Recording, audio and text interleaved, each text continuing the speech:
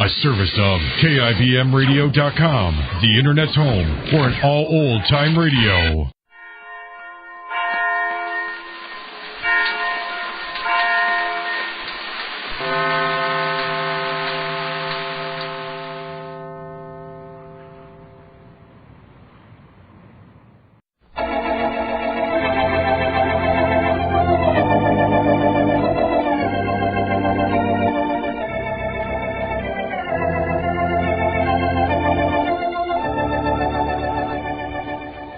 Kroger Tenderay Beef, no other beef so fresh can be so tender, presents Hearts in Harmony, transcribed.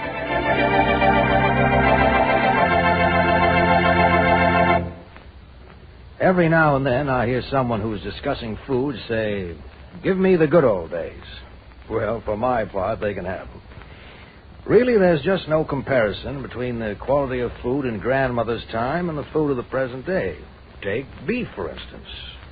I'm afraid our forefathers would have been startled at our modern practice of feeding grain to cattle.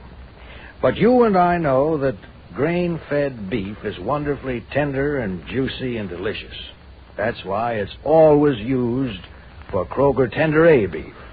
Without those top-quality grades of grain-fed beef, well, we just wouldn't have Kroger Tenderay. And that's exactly what has happened. There's a shortage of grain today, so it isn't available for cattle feeding. That grain is going overseas to help fight the war against starvation. And after those hungry millions have been fed, then our farmers will once more give us grain-fed beef. Until that time, please keep this in mind. Right up to the day when you can buy Kroger Tenderay again, Kroger will always bring you the best beef that is available.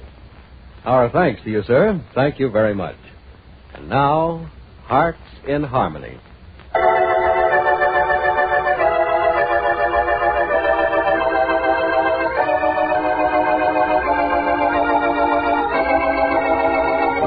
It's the day before Penny's wedding. And like all days before all weddings, it's a gay, happy, exciting day. Cares seem little ones, and there are no such things as troubles. And the day before a wedding is a perfect day for a mother to sit beside her daughter and say, "Oh, darling. Penny, darling, you're my daughter. My only daughter. And I don't ever want you to forget her. But I want you to realize something else, too, beginning tomorrow. If you're a little girl today, tomorrow you'll be a woman. A woman with a husband and a home and responsibilities and a world of your own. Do you understand what I mean, dear?" "Yes, Mother, I think I do. Tomorrow I'll no longer be Penny Kidd's little girl, but Mrs. Stephen J. Parker, woman. Mm-hmm. Tomorrow the only apron strings I'll have to hang on to will be the strings on the apron I tie around my own waist. Mm-hmm. And I do my own dishes in my own home for my own husband. We'll be apart, separate, different. But the same, too, dear. Because as two married women, we'll have more in common than we do now. Oh, is that possible? Oh, we're very close now, and I know why you wonder if it's possible for us to have more in common than we already do, but we will. You wait and see. Oh, darling, you seem sad. Do I? Mm-hmm. Here, Penny, give me your hand. Oh, sure. Mother, what's wrong? You look as if you're going to cry. This hand of yours. Look down at it. It's as big as mine. It's firm, steady, much more beautiful. But the first time I held it was only a fraction of the size of my own. Oh. And I remember once when you were 10, and you cut your hand and you put it down in mine like this while I held it and put iodine on it. Did I yell when it burned? No, darling.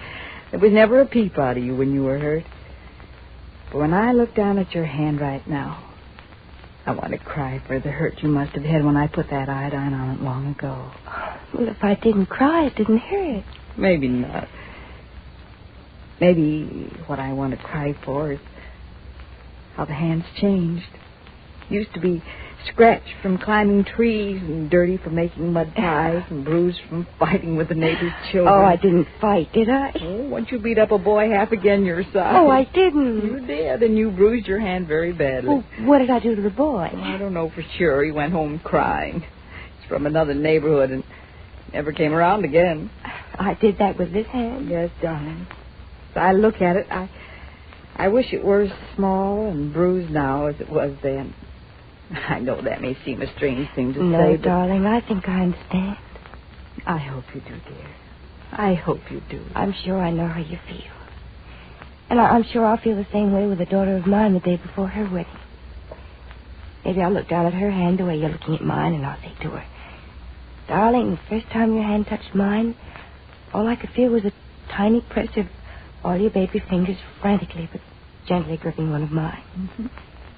And now as I hold it, I realize some man is going to put a ring on one of your fingers tomorrow. And I know that beginning tomorrow, what was all mine once, my flesh, my blood, my hopes, my dreams, will all be his. And to me, he's nothing more than a stranger. Penny, bless you, my darling. Bless you for saying that. Is that what you're feeling now? Is that what you're thinking? Yes, dear. But you said it for me and much more beautifully than I could ever have said it. Darling, I'll be whatever I have to be. I don't think I'll change because tomorrow I won't be Penny Gibbs anymore. I don't think my world will be different, that my feelings and thoughts will change. I couldn't bear the idea that I had to stop loving those I love now just because I've given myself to a man to be his wife. No, darling. If anything, being in love with Steve has and will make me love you more than ever before, because now I know more than ever before the power and attraction of love, the warm, comforting glow of being loved. Oh, Mother, maybe I'll live further away from you now, but I'll never be closer to you than I'll be when I'm away. No, will I love you more than when you're out of reach. Oh, thank you, darling. Thank you for saying that. Hello, anybody home? Oh, yes, Jed. I'm home and Penny's here. Oh, hello, Penny. Hello, Jed. How's my ready-to-be-married daughter this afternoon? Ready to be married. Good. Say, that fella Parker is sure a lucky fella. You look like a bride already, Penny. And with no wedding gown to give the fancy trimmings, you don't need them. Jed, has anything happened about the FBI investigation? Well, Johnny was right. It was just a routine checkup or something or other. Oh. The FBI man was in to ask a few questions, and then he wanted to see a couple of my books. He tried to explain what he was doing all this for, but he was spouting so many fancy legal terms while he was talking I couldn't figure it out. What you looking for? Nothing, I guess. Just making a routine checkup. At least that's what he said. It was the only thing he said I could really understand. After looking at the books, he asked a couple of questions about Johnny and Steve Parker, and you too, Penny. Me? Yeah, well, just a couple of things like age and so forth. And then he said he heard you and Parker were getting married. And I said, yes. Mm-hmm. And he said he wished you both luck. And then he smiled, said thanks, goodbye, and it's gone. And that's all? That's all. Well, obviously Steve was right. He said the FBI investigation was nothing to worry about. Just a routine checkup of some kind. Just the same, I'm glad it's over. Yeah, me too. I was sure worried. You know, there's something about the name of the FBI that just plain scares me. Good thing, too. I think the Federal Bureau of Investigation deserves respect and gets it. A lot of people in this world would be criminals if it wasn't for their fear of the power, strength, and ability of those fellows from the Bureau. Mm-hmm. Now, this fellow who was in to see me today was a fine example of an FBI man. He knew what he was doing, and he did it well. Hi, everybody. Oh, Hello. Hi, Mother. Oh, Penny. Hey, this looks like a family reunion, is it? Well, I can't think of a better time for the whole family to be together than the day before Penny's marriage. Oh, tomorrow's the day, all right. Scared, sis? Just a little. Oh, there's nothing to it. Nobody died from getting married yet. Hey, how about a song? Something like the wedding march, maybe. No, not that. I'll hear that tomorrow. How about something like this? Oh, you've talked me into it. Oh.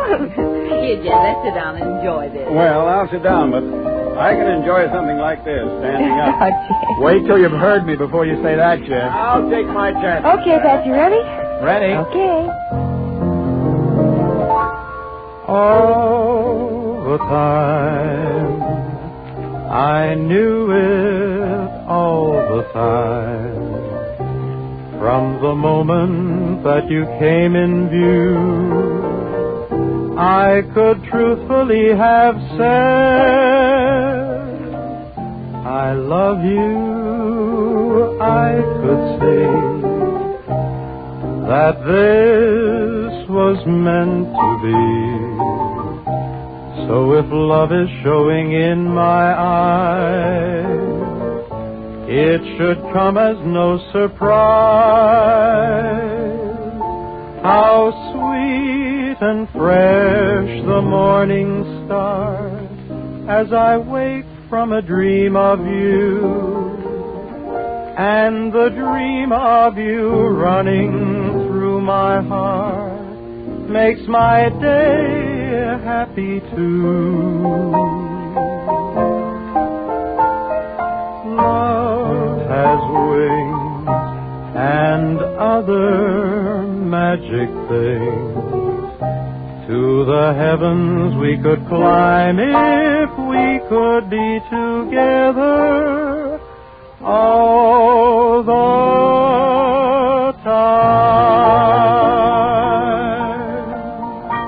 time. Oh, hey, somebody's at the door. I'll get it. Oh, thank you, Pat. And that was a lovely song. Thanks, Mother. And I like the way you play the piano, Penny. I'll miss hearing it. I'll be around plenty of times to play for you, sir. You better be, or you'll have a father-in-law moving in on you and your Oh, husband. really?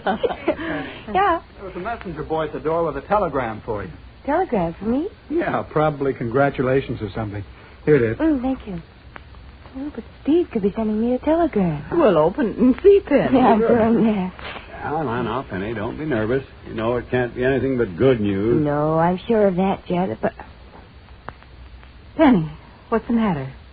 Oh, Sis, what's wrong? What? Catch her, somebody. She fainted. Oh, I've got her. Good heavens, what's the matter? With that telegram, read it, somebody.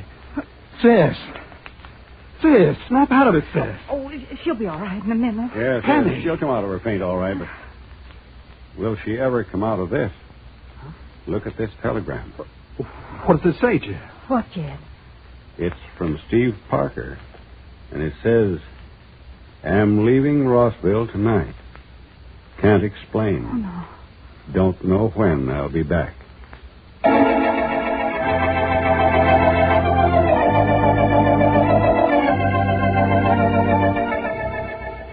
Steve has left Rossville. Why? And why on the eve of his wedding to Penny?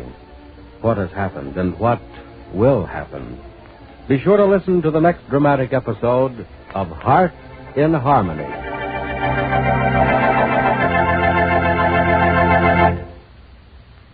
Friends, I wish I could say yes every time one of you asked, do you have any Kroger Tender A beef today? Well, unfortunately, I can't do it because Tender A beef is scarce now. But always remember, Kroger Tender A beef is world famous. For no other beef so fresh can be so tender. But in the meantime, here's a little tip that will help. Serve Kroger's sausage.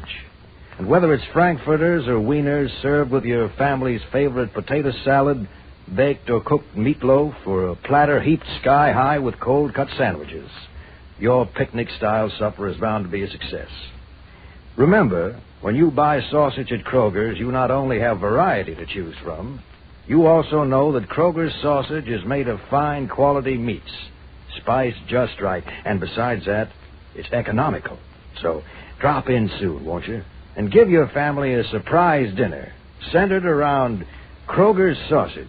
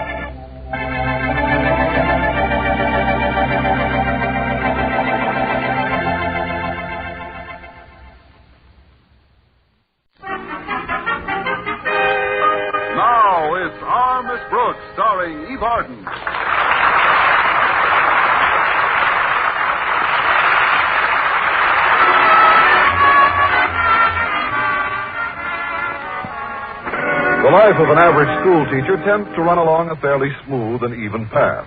But if that teacher's name is Constance Brooks and she teaches English at Madison High School, that path is apt to be not quite so smooth and even. Somehow, while most girls go through life attracting boys, I go through it attracting accidents.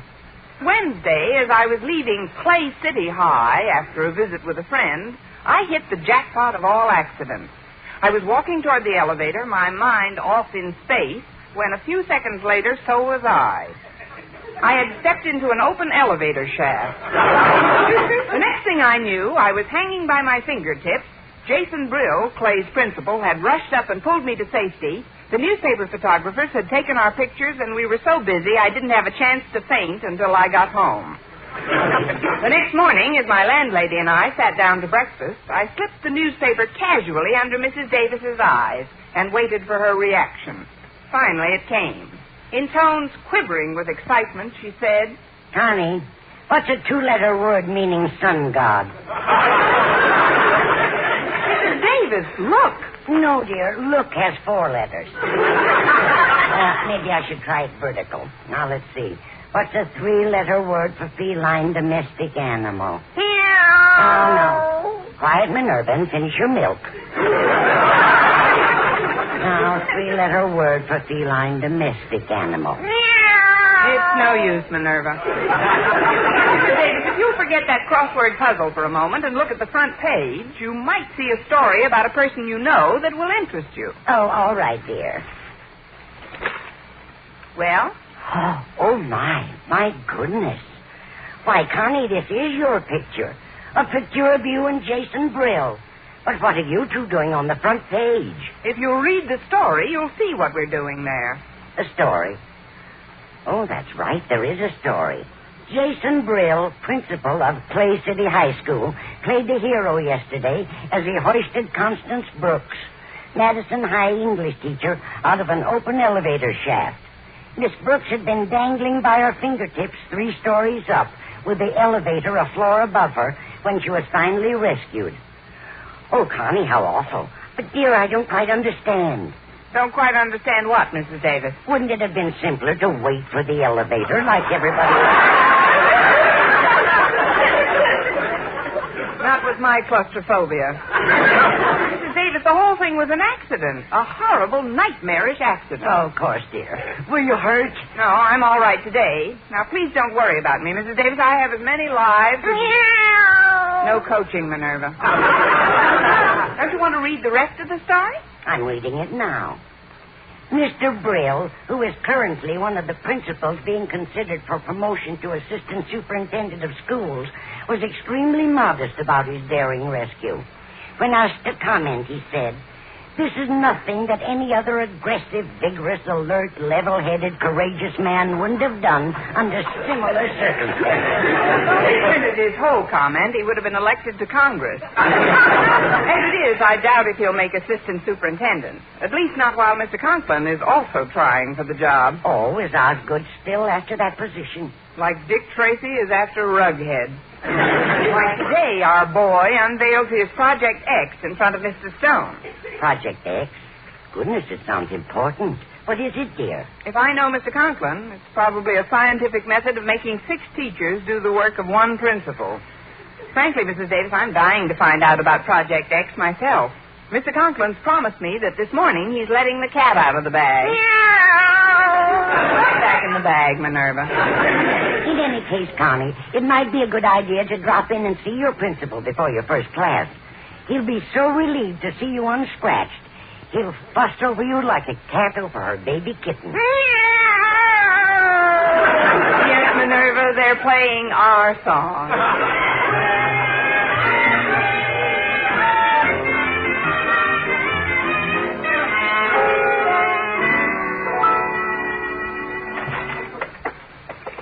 Well, here I am, Mr. Conklin, in perfect health, none the worse for wear, not a scratch on me, and ready to start the day's work with a brave smile. So don't you worry one bit. Sit down, you traitor. Huh? Mr. Conklin, didn't you read the story about me in the morning paper? 7 times. Miss Brooks, you knew I was in a life and death struggle with Jason Brill for assistant superintendent. You knew that making him a hero would practically ruin my chances. For lo, these many years, you have been enjoying all of your accidents right here at Madison. And now, when I need you most, why did you have to take your business elsewhere? It was rather thoughtless of me, sir. And I was so confident that when I unveiled my Project X before Mr. Stone at 3 this afternoon, it would dwarf all of Brill's recent projects. But now, with his hero story... Is this your Project X, sir? This desk microphone and the instrument panel with push buttons? Yes. It's an amplifying system. Sitting right here in my office, I can press buttons and hear what's going on in any classroom or hallway. I can check on my teachers and students at any time. The Board of Education was delighted when I suggested they try out the system at Madison. Would you show me how it works, sir? Well, I had promised my daughter Harriet she would be the first to hear it this morning, but I don't know what's happened to her. Oh, I'm certain she wouldn't mind if I heard it first. No, I suppose not. Well, all right, I'll flick it on. We'll warm up with room 100, although it may be unoccupied at this early hour. Oh, come on, Harriet. Just one little kiss. No, Walter. Daddy wouldn't like it. Who wants to kiss him? Please, Harriet. One teensy-weensy little kiss. Denton, unpack her this instant. What? Harriet, you know you're getting to sound more like your old man every day. Well, that wasn't me, Walter. Well, don't tell me it's my conscience talking. Denton, this is your principal talking. No conscience ever shouted like that. Holy cow, now Miss Brooks' voice is coming out of the woodwork. Come on, Harriet, let's get out of here. Well, that's my Project X, Miss Brooks. And if you hadn't made a hero out of Jason Brill, it would have been enough to sway Mr. Stone in favor of my promotion. I tell you frankly, if Mr. Stone selects Jason Brill for that job, I'm going to be in a very ugly mood indeed. Yes, sir. I will hark back constantly to the incident that caused my defeat, knowing always at whose doorstep to lay the blame. You can imagine what may occur. Yes, sir. For the next 6 months, you're liable to trample all over my welcome mat. Well, since I had made a hero out of our principal's arch-rival, Jason Brill, Mr. Conklin felt that I had cost him his promotion to assistant superintendent. Just before lunch, Mrs. Davis phoned to find out how I was feeling, and I gave her a rundown of the situation. Connie, I'm amazed at Osgood. Do you mean he wasn't a bit happy to see you up and around? He acted more like he wished I were down than under. He feels I've cost him his promotion. Well, he's just upset, dear. Why, with a wonderful project like that amplifying system, he should be able to walk into that new job. Over a road of broken eardrums. That system is driving us all crazy, Mrs. Davis. He listens in on us in the classrooms, in the hallways, in the recreation room. A few minutes ago, I had the shock of my life in the female faculty room. My goodness. Well, Osgood is just sulking, Connie. Still, it would have been better for you if he had been the hero. Well, it's too late to worry about that now, since... Mrs. Davis, what did you just say? Well, I said... Oh, goodness, Connie, I'm afraid I wasn't paying attention. What did I say? Yes. Why not? No, I'm certain I didn't say yes. Why not? Mrs. Davis, you're a lifesaver. Well, goodbye now. I've got to meet Mr. Boynton in the lunchroom and break the good news to him. Good news? What good news, Connie? That at 3 p.m. today, he's going to be rescued by Mr. Conklin from a terrible accident.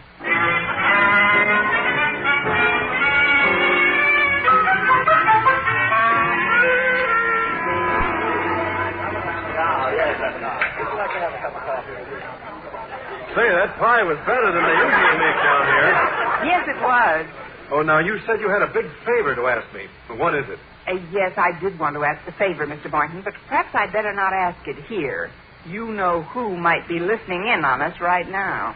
Who? Which who?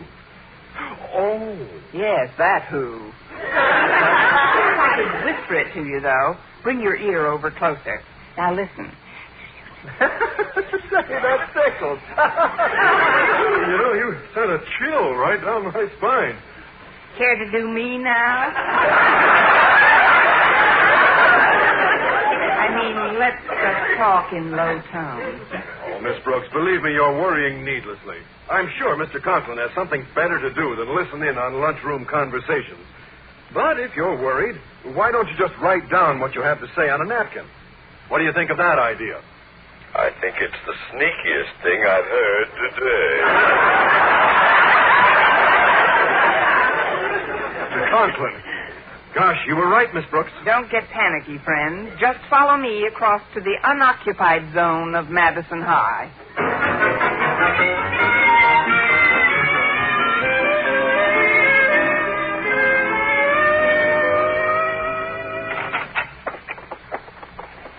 We'll be perfectly safe from him here in the boiler room, Mr. Boynton. There isn't a wire in the place, see? Still, he's here, Miss Brooks. I can feel it in my bones. This room is wired, too. I know he's here. Mr. Boynton, look. I'll prove to you once and for all that Mr. Conklin has no wires down here. Here's a paper bag on the floor. I'll blow it up and explode it near the ceiling. Watch.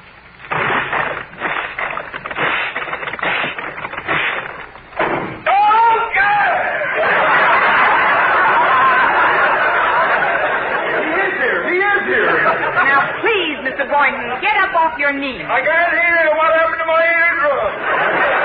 Where is everybody? Mr. Conklin? I can't hear you. Take up to somebody. Please.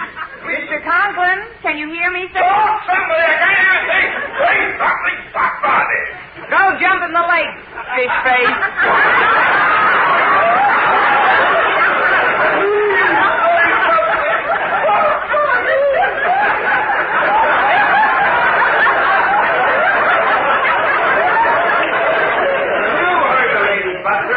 Take a flying leap for yourself, meathead.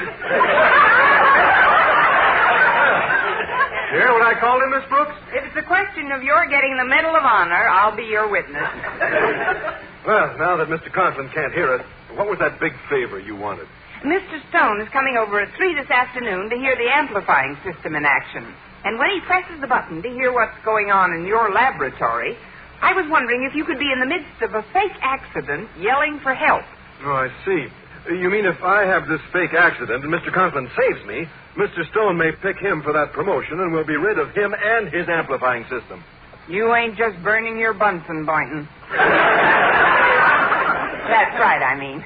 Now, just in case Mr. Conklin has regained his hearing, let's go outside and talk over the details. No, all right, Miss Brooks. Follow me. This back door leads to the athletic field, and I'm sure that no one... Father will never hear us here in the boiler room, Harriet. Not a chance. Believe me. But are you sure, Walter? Well, just to play it absolutely safe, I'll test. Ah, come on, Harriet. Give me a kiss. Just one little kiss. Yeah, it's okay, Harriet. If he'd heard me, his bark would have exploded the boiler room by this time. Now, what do you think of my plan? Well, making a hero of Daddy in front of Mr. Stone sounds pretty fantastic to me. Fantastic? What's fantastic about it? It's simple. When Mr. Stone tries out the sound system and contacts the boiler room, I pretend the water pipes have exploded and I'm practically drowning.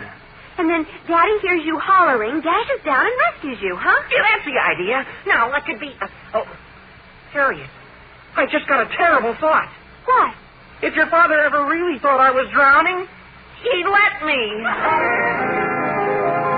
Well, making a hero of Mr. Conklin in front of Mr. Stone seemed like an ideal way to get him his promotion, particularly if it occurred while he was demonstrating his new amplifying system. However, unknown to each other, Miss Brooks and Walter Denton happened to get the idea at the same time. So as Miss Brooks approached her principal's office that afternoon, she knew nothing of the mix-up. Oh, Miss Brooks, just a moment, please. Why, Mr. Conklin, I was just about to stop in your office on my way home. Can you hear all right now? I could hear all right, but my head feels like the inside of the Holland Tunnel at high noon. However, let's forget the boiler room caper, shall we? Now, listen, I have a favor to ask you, a big favor. Mr. Stone is in my office at this very moment, and I'm about to demonstrate my amplifying system to him. Oh, I wouldn't worry about getting that promotion anymore, sir. Accidents have a way of happening at the strangest times, making heroes of the strangest people. I have a feeling one may happen very soon. Why, Miss Brooks, how did you find out about the accident I'd planned? You planned an accident? And you will play a key role in it. What are you going to do, push me off the roof? Oh, what a perfectly delightful... Miss Brooks, this accident again involves an open elevator shaft. If you look 10 feet in front of you, the shaft is open. Oh, no, sir, not again. Don't ask me to do it again. My fingertips are all worn out. Listen, we've got to act quickly. I've made arrangements with our home economics teacher, Miss Miller, to cling from that open elevator shaft in exactly 2 minutes.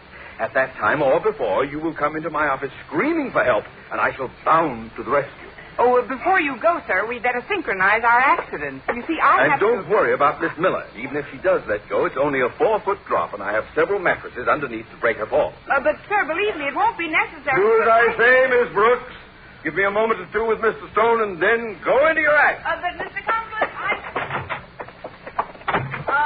There you are, Conklin.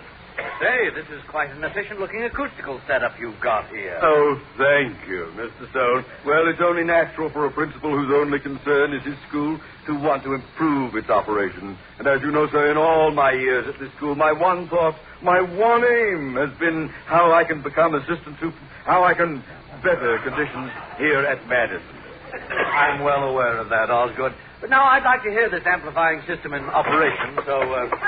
Miss Conklin, come quickly. Something terrible has happened. Miss Miller has fallen down the elevator shaft. She's clinging to the ledge this very minute. What? Fallen down the elevator shaft? Good heavens.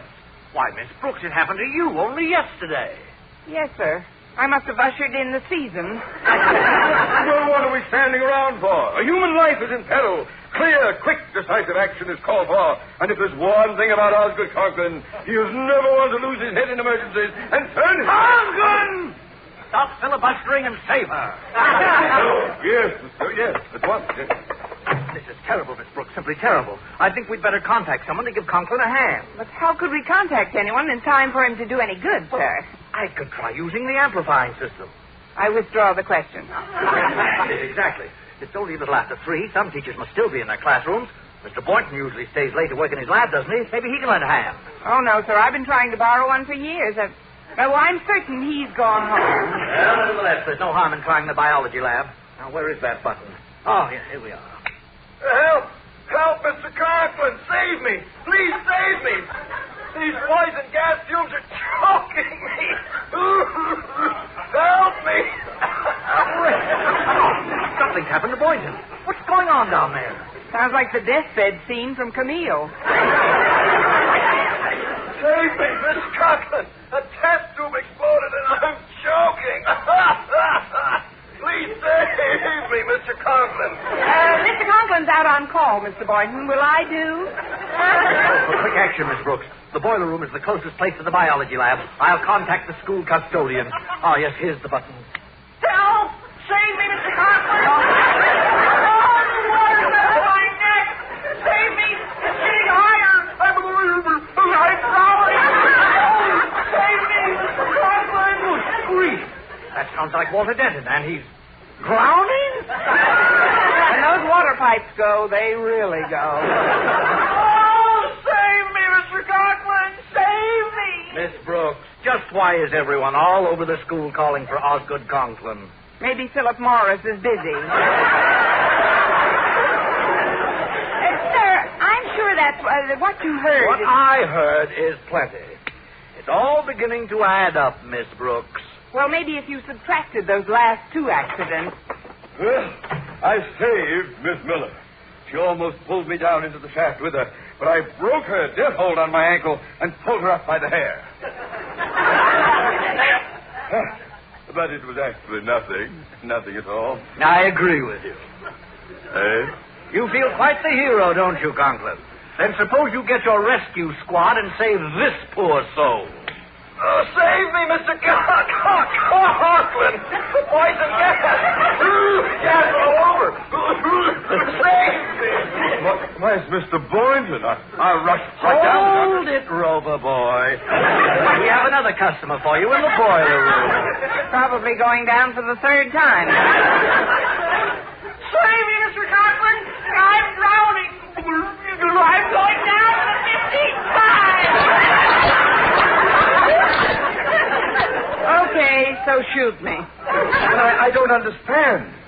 all doing?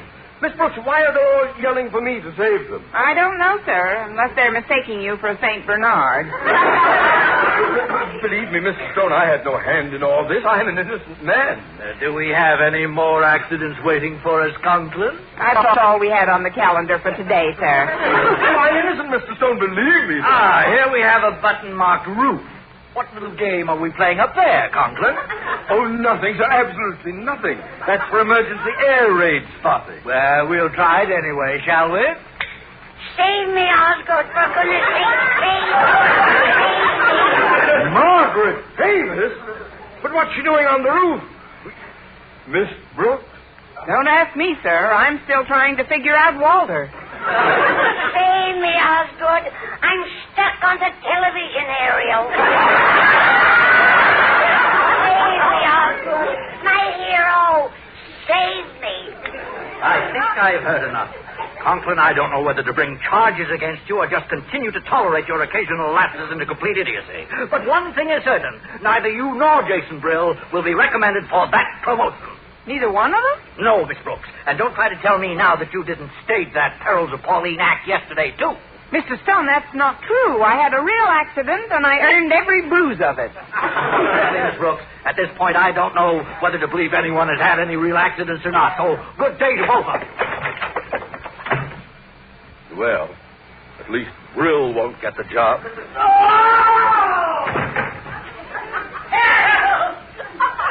What was that? Oh, it's Mr. Stone, sir. He fell down that open elevator shaft. Now, isn't that a shame?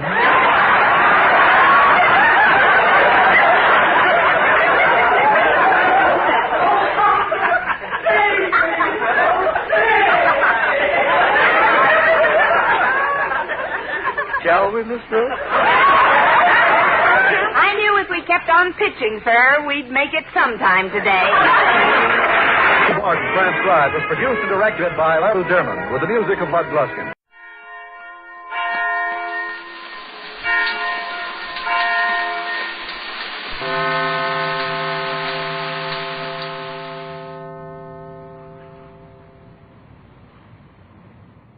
An Englishman came to this country to see what was going on in this land of the free.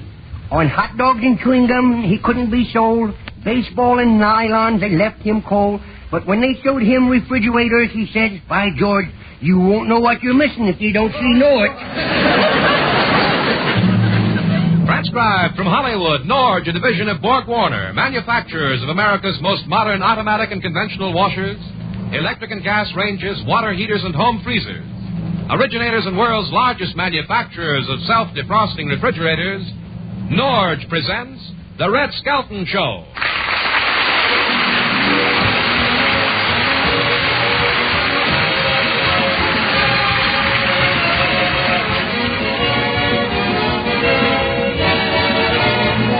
With Red Skelton, David Rose, and his orchestra, Lorene Tuttle, Pat McGeehan, and the Smith Twins will be me, Rod O'Connor.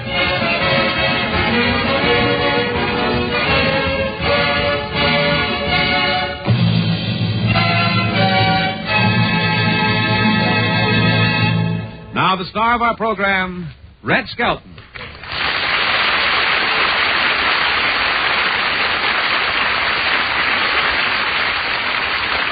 Thank you and good evening, ladies and gentlemen. Hiya, Rod. Fine, Red. Well, here we are. Yeah, I'm as surprised as you are. Well, what do you mean? I thought we had a good show last week, considering we were all so nervous. I'm always nervous, especially the night before the broadcast. Last night, I put my pants over the back of a chair. Well, I fixed that up.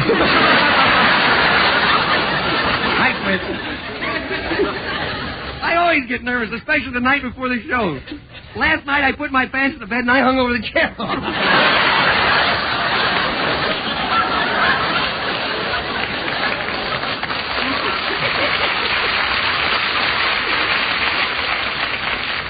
Well, tell me, what did the sponsor have to say? He ran right up to me and he says, well, Skelton, you've done it again. I'll find a loophole in your contract if it's the last thing I do. Oh, he was only kidding. I don't know. He's kind of funny, this guy. When he gets mad, he talks real loud and jumps up and down, you know. Oh, it doesn't mean a thing. Lots of people do that. I was underneath at the time. Maybe I shouldn't have suggested shortening the commercials. Oh, no, you didn't. Well, what did he say to that? Why are you so surprised? We've been rehearsing this for 3 hours. We'll do it again. Maybe I shouldn't have suggested we shorten the commercials. Oh, no, you didn't. What did he say to that? I couldn't understand everything he said. He was just sort of mumbling as the two men took him away. Say, where did you take the sponsor after the show? Well, I took him out to see some of the Hollywood sights. Of course, he likes them much younger, you know. I took him over to the Macombo. Did he like the floor show there? Yeah, especially the girl that does a dance out there as a basketball player, you know. Oh, no, that wasn't an interpretation of a basketball player. She was a bubble dancer. No kidding. No wonder she didn't dribble.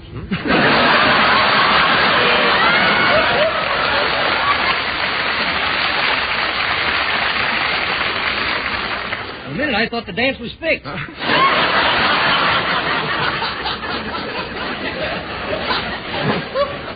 Red, I meant to ask you, when you go to a dinner with such a large group, do you have to pay the check or do you usually go Dutch? Oh, it usually... No, I go like an American. Now, it's usually the same old Hollywood story, especially when the check comes. Mm-hmm. They usually say, excuse me, I have to make a phone call with you. Then when you come back, you're counting your money, and the guy says, oh, you shouldn't have done it. Either that or the dishes, boy. It's the dishes. Doesn't anyone ever take the check? Oh, yeah. This guy, he's got the greatest racket of all. He'll say, give me the check, will you? Give me the check. Let me have it, will you? Gee, fella, wait a minute. Now, he stands there and he adds it up and he hands it right back. Says, that's right, go pay it, will you? I never realized people were like that. Yeah, I know one star that drops a nickel in a glass of water so it'll magnify and the waitress will think she's getting a quarter. So, getting off the record, did the sponsor let you pay the check? Yeah, he says, pay the check and we'll split later. Did you split? Yeah, as soon as we got outside, we split. He went his way and I went mine.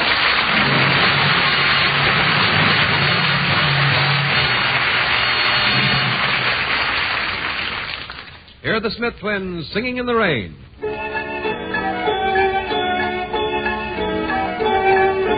Pitter, pitter, patter of the rain. Hear the pitter, pitter, patter of the rain. I'm singing in the rain. Just singing in the rain. What a glorious feeling. I'm happy again. I'm laughing at clouds so dark up above. The sun's in my heart and I'm ready for love. Let the stormy clouds chase everyone from the plain. Come on, with rain I've a smile on my face. I'll walk down the lane with a happy refrain and singing, just singing in the rain. Why am I smiling and why do I sing? Why does December seem sunny as spring? Why do I get up each morning to start, happy and head up with joy in my heart? Why is each new task a trifle to do? Because I am living a life full of you. I'm singing in the rain, just singing in the rain. What a glorious feeling, I'm happy again. I'll walk down the lane with a happy refrain and singing, just singing in the rain. Singing in the rain, singing in the rain, singing in the rain. I'm singing in the rain.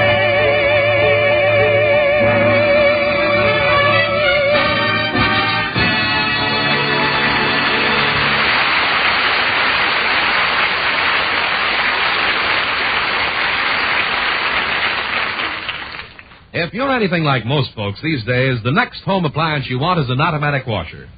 Maybe you're shopping around now, comparing brands. Well, don't decide till you've seen the new Norge Timeline Automatic. That's the automatic washer that's breaking sales records all over the country. And when you see it, you'll see why. This new Norge Automatic has what women want, at a lower price than any comparable washer on the market. Washing with Norge is simplicity itself. There's not even a dial to set. You just press the Timeline button and Norge automatically fills with hot or warm, aerated water.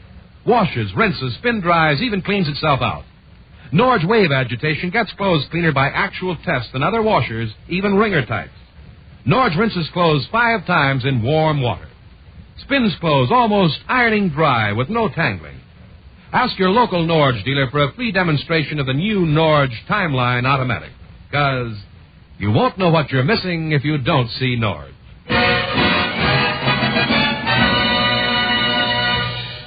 The Skelton Scrapbook of Satire. Chapter 4. This is the story of Willie Lump Lump, a barber who is trying to improve his shop.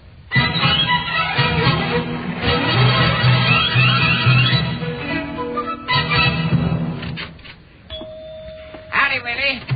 What's cooking? Nothing. It always smells this way in here. How's your barber shop doing? Well, I guess I'll have to wait for the tourist trade. Everybody in this burg's wise to me, you know. Well, if there's ever a depression and people want to get their throat cut, you'll do a landslide business. Oh, I don't think so. Not as long as we have the boys in Washington that cut throat in business already, you know.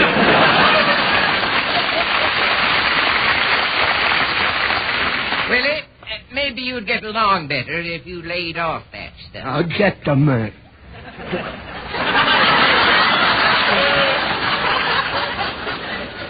You stop insulting me, boy. I can take care of myself. Well, then get up off your knees. I'm on my hands and knees. I thought it was strange that I could touch the floor with my hand without bending over, you know. I gotta get out of here. Your wife's crossing the street. Where? Right there. Oh, look. Watch out, dear. Watch out. Turn around. There's a car behind you, dear. There's a car behind you. Hey, mister. Well, what can you expect with all these out-of-town drivers, you know? Tell me, Willie, what's your wife like? Everything but me. Well, howdy, Mrs. Lump Lump. Howdy, Mr. Fumble Frame. Getting a shave and haircut? No, not until I check my accident insurance to see if it covers barbershops. Well, guess it be gone. Hello, Willie. Are you trying to start an argument? How's business, Willie? Well, only 2 shaves and 1 haircut and 1 subpoena for a manslaughter charge. I need some money. You do? Oh, very well. I shall call the bank and see if they'll give you a job. What did you buy now, and where did you get that fascinator? Oh, I made it with my own little hands. You did what? I made it with my own little hands. Didn't you use wool? The fascinators, those things that they crochet, you know, and they put around their heads. Oh, boy. Didn't you have any customers today? 3. 3? Yeah. You didn't work on them for nothing. No, I paid them. Oh, Willie, open that drawer. Let's see what you have in the register. Yeah, I'd like to see, too. My, ain't that beautiful? The nicest varnished drawer I've ever seen. Oh, Willie, what happened? Where's all our money now? Willie, look at me. Both eyes. I know what you look like. And you yet don't look right to me. What do I look like? You look beautiful, gorgeous, and fascinating. Why, Willie, you never said those sweet things to me before. Well, that's because I've never seen you standing there like that, with the sun in your hair and that razor in your hand. Oh, Willie, honestly, for 2 cents I'd go home to Mother. Oh, gee, sweetheart, I feel like I feel. You do? Yeah, I don't have 2 cents. Oh, Willie, you promised me that you would... Oh, shut up! Well, she's a windy old bird, ain't she? Oh, here comes the customer. Well, there's somebody ahead of me. I'm after this lady. No, I don't think much of your taste if you are.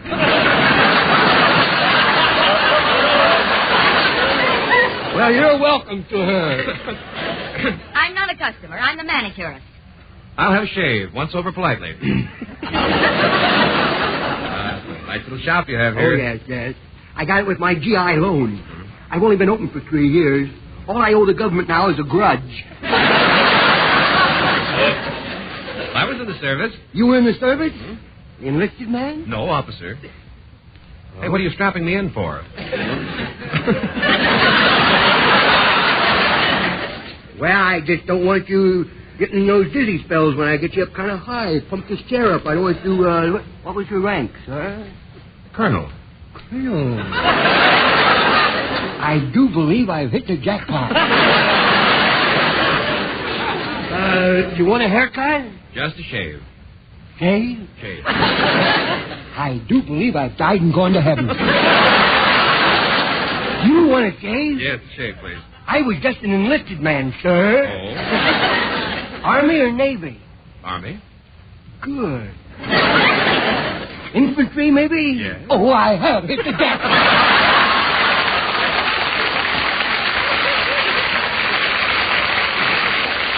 You, still want me to shave you, sir? Yes, yes. Mm-hmm. You ought to know better than this, boy. I tell you, this boy, well, we've all got to go sooner or later.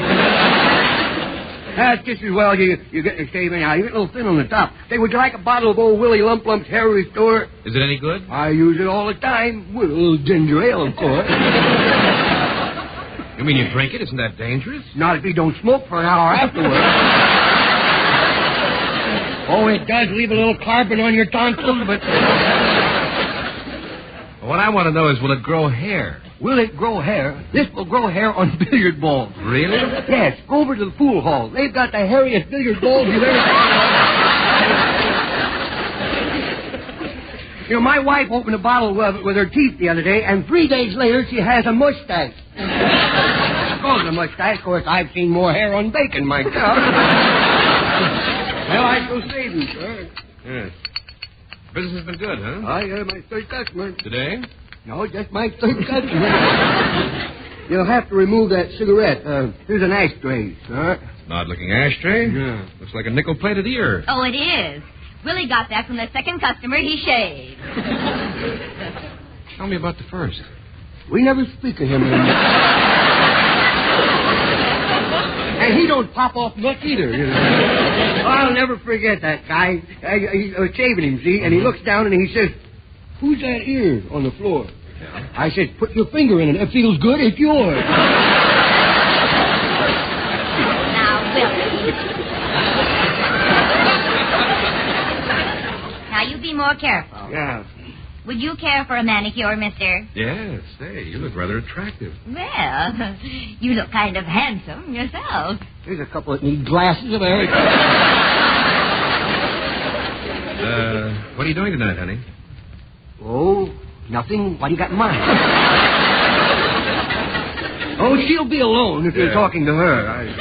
Well, shall we go to dinner? Well, I'd better warn you. I eat like a horse. And hay is pretty hard to get. I say, could you rush it a little? I'm in a hurry. No. First, I have to soften your beard here. Here's a nice hot towel. It'll come in handy. Ooh, boy, is that hot! Ooh. Of all the stupid tricks, what was the idea of dropping that hot towel on my face? Well, you didn't expect me to hold it and burn my hands, did you, sir?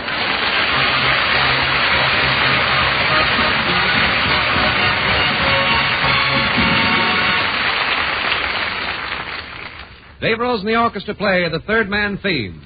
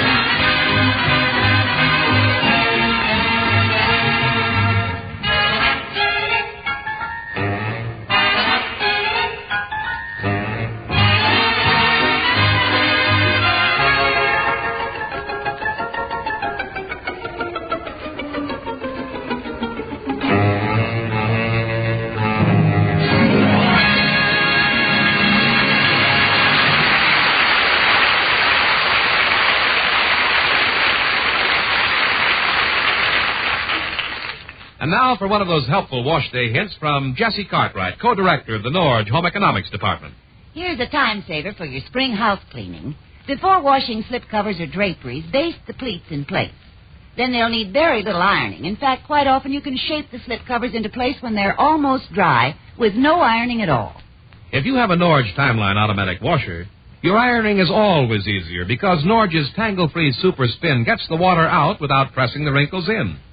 And what a snap Norge makes out of doing the family washing.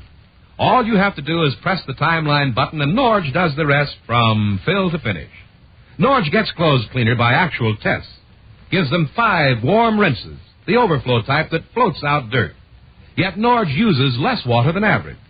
Ask your Norge dealer for a free demonstration of the new Norge Timeline automatic. Or you won't know what you're missing if you don't see Norge. Chapter 25, The Little Boy and the Barber. There comes a time when the kiddies must be taken to the barber shop. And it's really a handful of trouble for the old gent if it happens to be Junior, the mean little kid. Junior! Yes, kiddo? Have you been in the kitchen? Someone pinched a big hunk out of my newly baked cake. Well, it deserved to get pinched. It was fresh. What's wrong with your jaw? What? You got the mumps? No. Come here. Now, what have you got in your mouth? Bubble gum. Bubble gum? Bubble gum. Where did you get the money to buy it? I didn't buy it. I had this for years. I just had it retreaded now and then. Junior, you haven't had it for years. Now, where did you get it? Well, the little boy next door, he gave it to me. That little ruffian?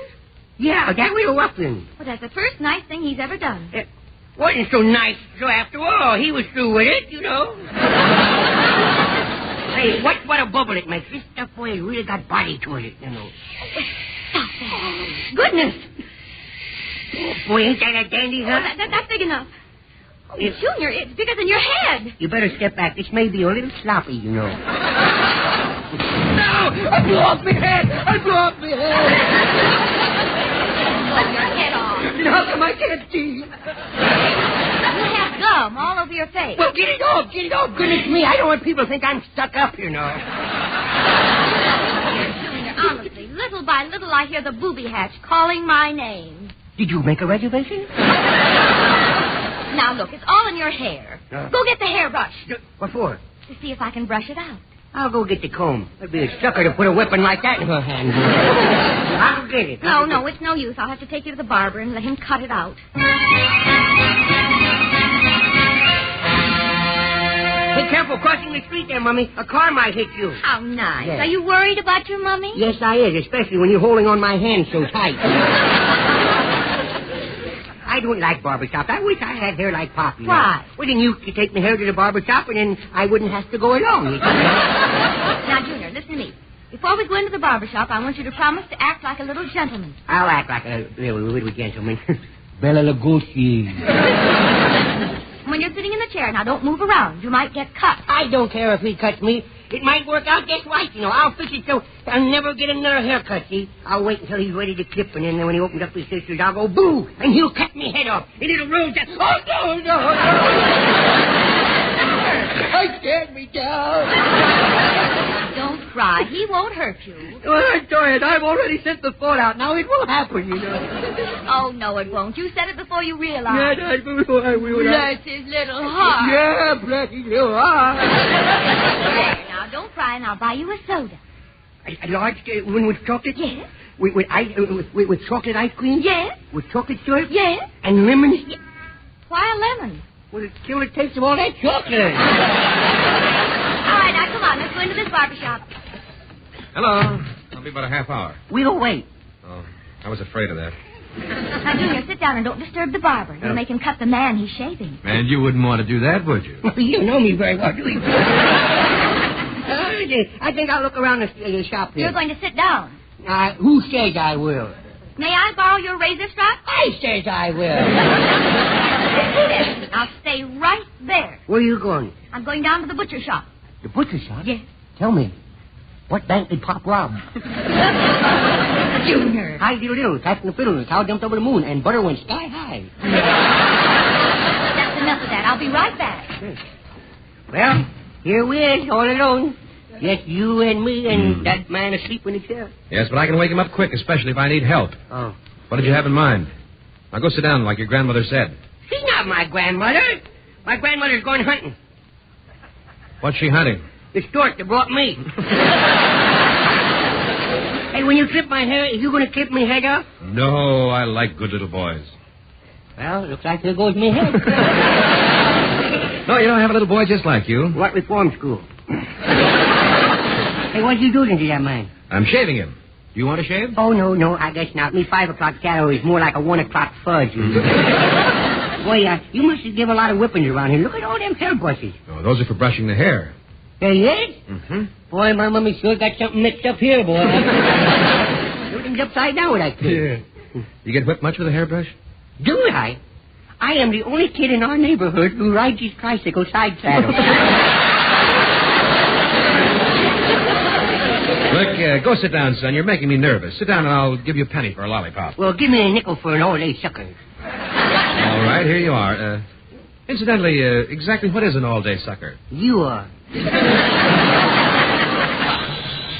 Oh, the phone. I'll answer it. No, it might be my wife. Oh, your wife? Oh, poor girl. Maybe something wrong. Hello? Oh? Oh, no. Something serious? Oh, no. Oh, poor man. Well, how'd I do in the second race? Wait till I close the door. Well, goodness. Anything to keep me waiting. I think I'll finish saving this guy so I can get out of here. The barber might appreciate my thoughtfulness. And then again, he might get mad. And then again, I don't know why I'm wasting my time arguing with myself. I'm going to do this anyhow. I'll just stand up here and heat this straw hat so I can reach him. Well, we all got to go to here. No, I can't reach that razor over there. So I guess I'll have to shave him with these scissors. Well, I will see if it's sharp enough.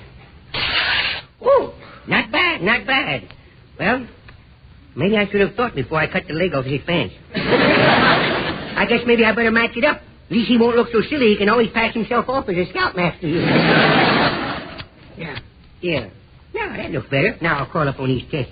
Gee, this guy must have been eating an awful lot of feathers. He's so soft. Oh, there's the kind of haircut I'd like to have, boy. Look at that. High on the side with a hole in the middle. Now, look at them big eyebrows. How's things at the mine?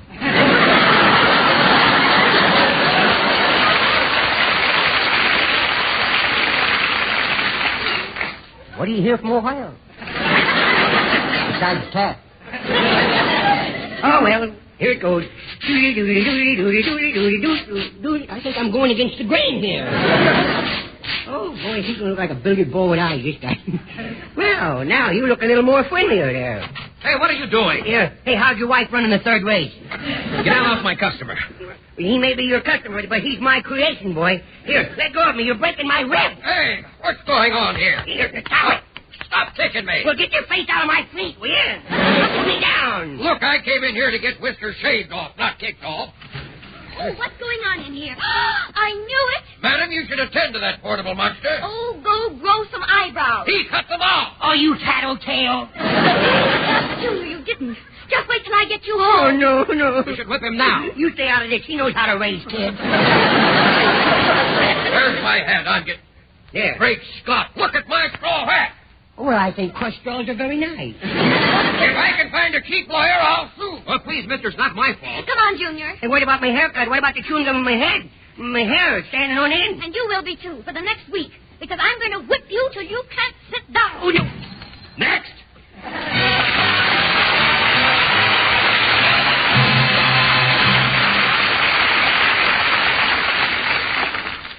This is Ron O'Connor saying, remember, in washers, gas and electric ranges, water heaters, home freezers, and refrigerators, everything Norge makes right. Visit your local Norge dealer to see the new Timeline automatic washer this week while it's being featured. Ask for a free demonstration. See how Norge's new wave agitation works, how it gets clothes really clean. See those 5 warm rinses and how clothes come out of the Norge Super Spin untangled and almost dry enough to iron. Then look at the price tag. When you see how much less this new Norge costs than any comparable washer, you'll see why Norge is having a hard time keeping up with the orders. It'll pay you to see the Norge Timeline automatic washer soon. And now until next week. This is Red Skelton saying thanks for listening and reminding you that you won't know what you're missing if you don't see Norge.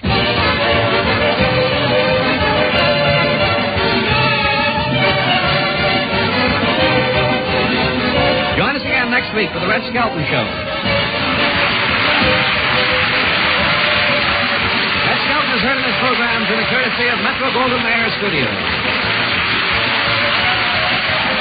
This is a copyrighted feature transcribed from Hollywood.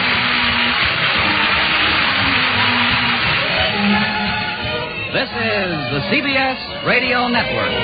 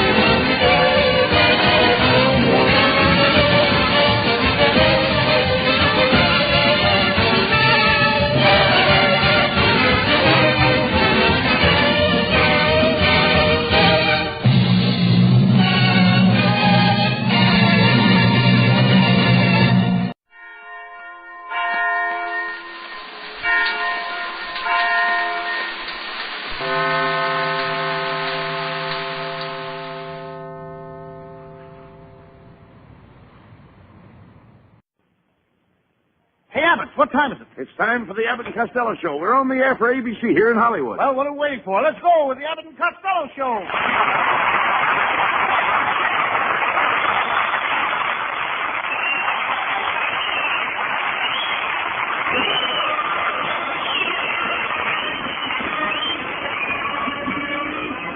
Yes, it's the Abbott and Costello Show, produced and transcribed in Hollywood for your listening and laughing pleasure with chuckles for the Carlord and music by Matty Malvin. So hold on to your chairs, folks. Here they are, Bud Abbott and Lou Costello.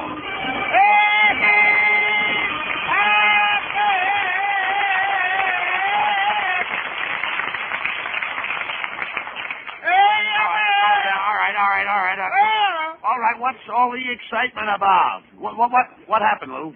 Well, Uncle Mike discovered gold on his ranch. Well, good for Uncle Mike. Yeah, he's sending to Europe for some Englishmen with shovels. He's sending for Englishmen with shovels. What for? He figures England will want to borrow the gold sooner or later, and they might just as well come over here and help dig it up.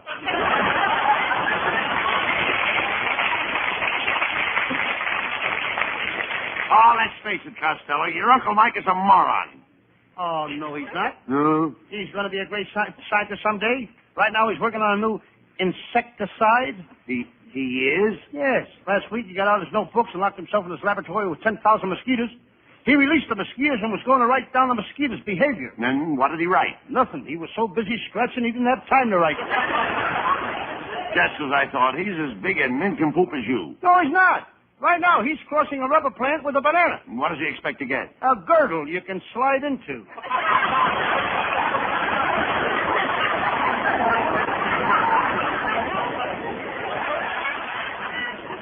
You know, your whole family are jerks. But, by the way, what was that silly-looking thing on the radiator of your car this afternoon? Well, you see, I can't afford a radiator cap, so I trained my little dog to sit on the radiator. Your dog sits on the radiator? Mm-hmm. Does he bark much? Only when it boils over. Well,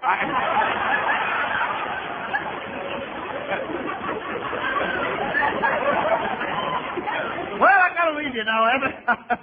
I got a job as a babysitter. You a babysitter? Yep. Babysitters are girls. Well, what's wrong with the man? My Uncle Jim Kelly was a sitter. He isn't around anymore, though. He isn't? What happened?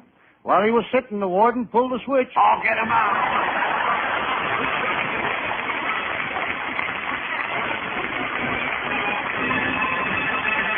And there'll be much more of that terrific Abbott and Costello humor in a few seconds.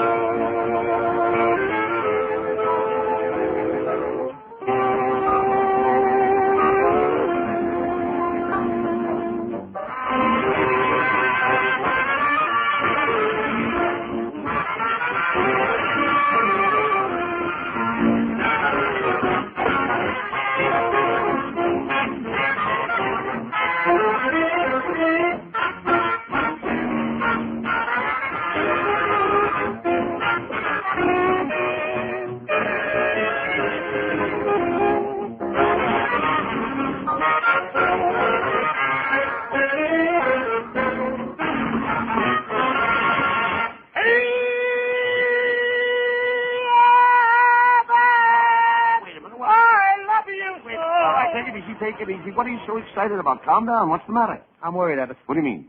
My Aunt May is in terrible shape. Well, what's the matter with her? She's got hallucinations. She thinks she's a taxi cab. She thinks she's a taxi cab? Yeah. Why doesn't Uncle Mike call a doctor? Why should he? She gets him to work faster than the Sunset Bus. How long has Uncle Mike and Aunt May been married, Lou? Well, it's just 20 years since they went on a honeymoon. Aunt May went to Niagara Falls, and Uncle Mike went to Miami. Wait a minute. You mean they weren't together on their honeymoon? No, Uncle Mike said that a honeymoon is the happiest time of your life, and why let marriage spoil it? Well, it's wonderful to think that your Aunt May and your Uncle Mike have been married for 20 years. Yeah. But really, Abbott, what's wonderful about it? Uncle Mike thought she loved him, but for the whole 20 years she hated him. Hated him like poison. And now they have 17 children. Wait a minute. If she hated him, why did they have 17 children? Well, it was her idea. She was just trying to lose him in a crowd.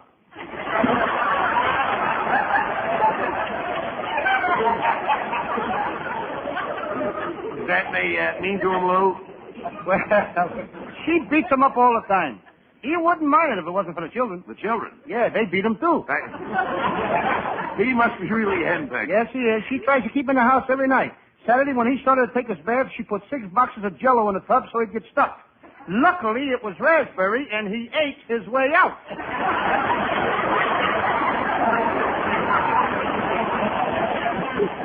Well, they don't have a very happy home life, do they, Lou? No.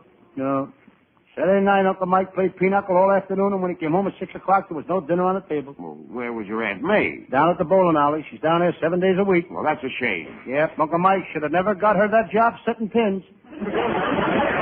Well, look, wasn't your Uncle Mike married once before? Yeah, but his first wife passed away. Well, now that's too bad. Uncle Mike had such a tough time collecting the insurance that sometimes he almost wishes she hasn't died. What did your Uncle Mike do before he got married, Lou? Well, he was quite a Romeo, Abbott. For 2 years, he carried a torch for a girl in Pennsylvania. He carried a torch for a girl in Pennsylvania? She was a coal miner, and it gets pretty dark in those tunnels. Didn't he ever work for a living? Sure, he had a job in a canned soup factory. He was in the chicken soup division. He was a dragger. Now, wait a minute. What are the duties of a dragger in a canned soup factory? Very simple. When a 1,000-gallon tank of hot water was ready, he'd drag a chicken through it. Well, it's no wonder your Aunt May fights with Uncle Mike. Yeah. You should have seen Aunt May Sunday night, Abbott. She was so mad at Mike that she said she was going to pack her suitcases and leave him forever. Now he's really worried. He is? Yep. She ain't even started to pack her suitcases yet. What a trouble they are. Mike isn't a bad-looking guy, but I can't see what he ever saw in your Aunt May. She was very popular in Patterson when she was a young girl. She was? Yes, the Patterson Electric and Power Company voted her Miss Alternating Current of 1915. Costello, that's about the year you were born back in Patterson, isn't it? Yes. I'm Patterson's favorite son. What do you mean? Just last week, the people of Patterson erected a statue in the very spot where I was born. The spot where you were born? Where was that? Right in the middle of the Greyhound bus depot. You were born right in the middle of the Greyhound bus depot? It was raining and my mother couldn't get a taxi. Costello, you talk like an nincompoop. Tell me, does your whole family suffer from stupidity? Indeed not. They enjoy every minute of it.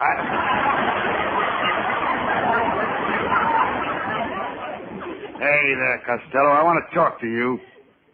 Mister, do I owe you any money? No. Mm-hmm.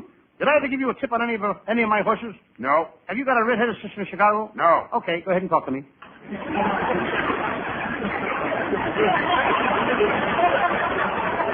Do you give away prizes on this program?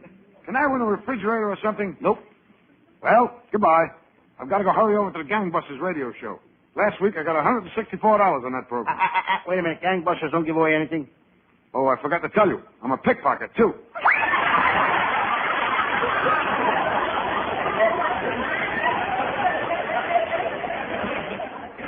Now I know where I saw that guy, Abbott. It was the 30th anniversary party. Yours.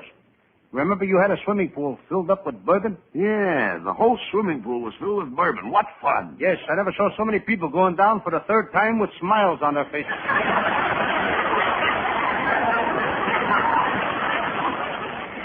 Well, never mind that. The whole town's talking about my anniversary party.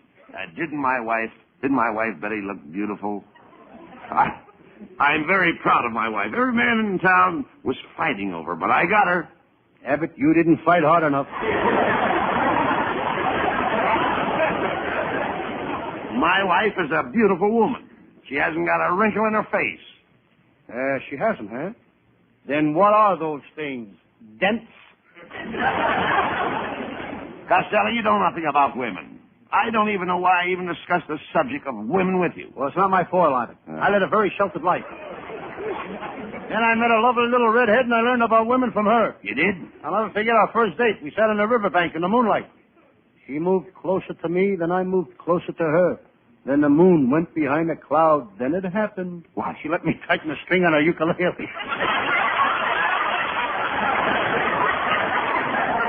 Didn't she kiss you, Lou? Yes. Did you like it? Oh, boy.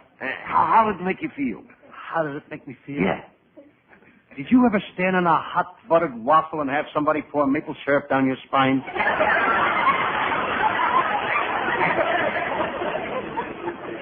How did you get along with her, Lou? Oh, good. The second time we had a date, I took her sightseeing on a bus.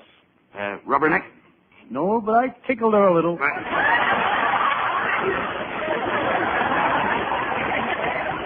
Hello, boys. Hey, look, Costello, it's our secretary, Viola Vaughn. Well, Viola Vaughn. That's my line, Lou. Take it. Well, Viola Vaughn. I understand you bought a new car. How do you like driving in California? Well, it would be. That's your place.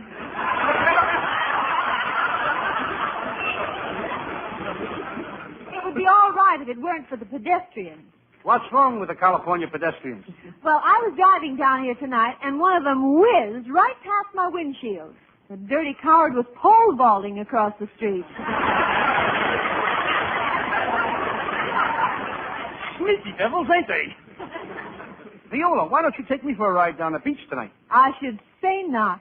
Ah, Costello, Viola's only kidding you. She really likes you, but you've got to do something to show that you like her. That's right, Costello.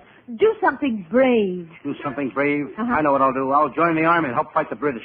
But we're not fighting the British. That's all the better. That way nobody can get hurt. Costello, you know, you've been acting kind of queer lately. Hey, wait a minute. Come to think of it, you're right, Viola. Yesterday afternoon, I saw him sitting up in a tree in Griffith Park. Costello, what were you doing up in that tree? Signing autographs? Signing autographs? Yes, the robins thought I was Woody Woodpecker.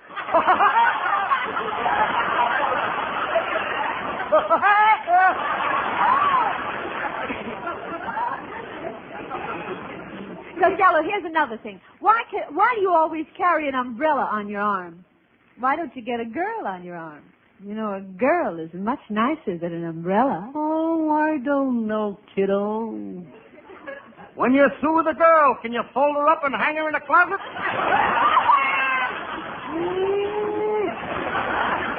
Why, you simple-minded, no-good, low-down... Now, just a minute, Mr. Abbott. Have you ever stopped to consider that Costello's reasoning capacity and his functional capabilities for logical delineation are coordinated, comprehensive, and negligible? Is it compulsory to you to abuse this poor, moronic, social incompetent simply because the poor slob doesn't possess the mental capacity of an imbecile? But Viola... Just a minute, Abbott. You've had this coming to you for a long time. Let us finish. Continue. Tell them what a slob I am. Viola, I can't help it if Costello is stupid. Who's stupid? I want to tell you something, Abbott. I'm always studying, always reading. I just finished a book called When Frankenstein Meets the Wolfman in Dracula's Garden, where the Spider Woman killed the cat girl. What's the story about? Two bums living in the La Brea tar pits. Well, I've got to go now, boys. I'm taking my painting lessons. Do you paint? Oh, yes. I draw birds with charcoal. I paint flowers in watercolor. What do you do in oil? Fry potatoes. Go on, You know, Abbott, there's a girl going places. She is? Yes, sir. If she hurries, she can be the first one in line to collect her unemployment insurance. I'll get him out.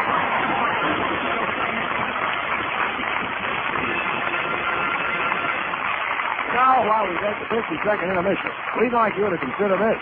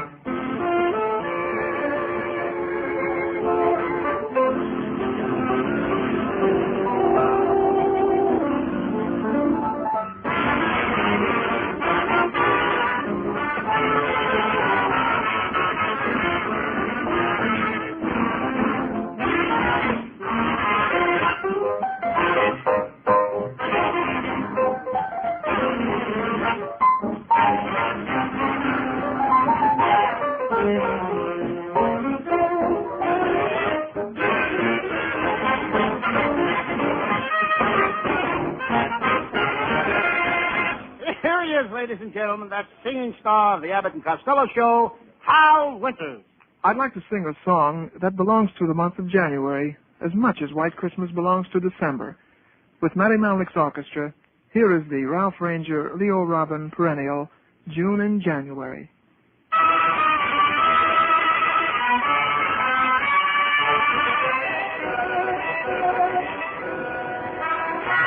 It's June and January because I'm in love. It always is spring in my heart with you in my arms. The snow is just white blossoms that fall from above. And here's the reason, my dear, your magical charm. The night is cold, the trees are bare, but I can feel the scent of roses in the air. It's June and January because I'm in love, but only because I'm in love with you. The night is cold, the trees are bare, but I can feel the scent of roses in the air. It's June in January because I'm in love, but only because I'm in love with you.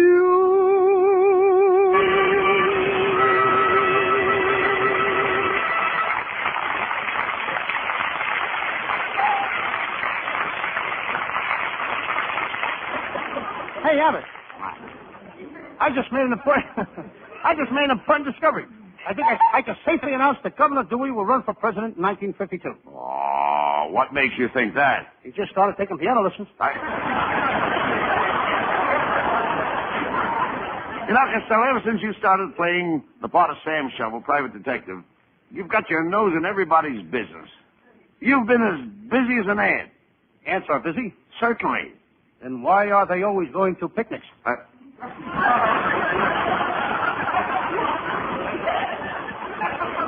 When you talk sense, what is that letter you have in your hand? Well, Abbott, it's another fan letter. Listen to this. Dear Lou Costello, a Sam Shovelly detective, you are the greatest thing on radio. I love your show. But my wife won't listen to it. She says she needs you like she needs a hole in the head. I'm sending her to see you tonight. Mr. Costello, there's a lady to see you. What does she look like? She's a short, fat woman with a hole in her head. Oh, never mind now. What is your Sam Shovel detective story for tonight, Luke? I think I'll do one of my old Western cases. I call it the case of the general, who opened up a drive-in and was caught selling horse meat, or Custer's last hamburger stand. Well, you're talking. Let's do it.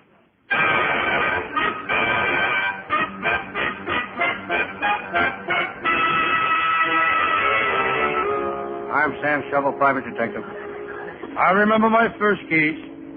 Three-eyed Maxie the murderer. He had 3 eyes. He was the only man in the world with 20/20/20 vision. And there was my second case. Terrible Tony, the toughest gangster in Los Angeles. He was a bronze giant with muscles of steel and an iron fist. I had to shoot him. May he rust in peace.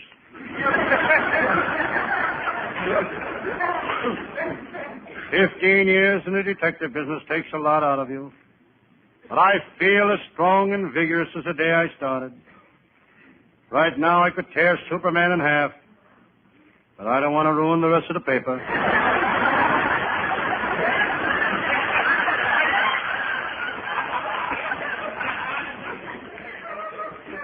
I feel kind of thirsty.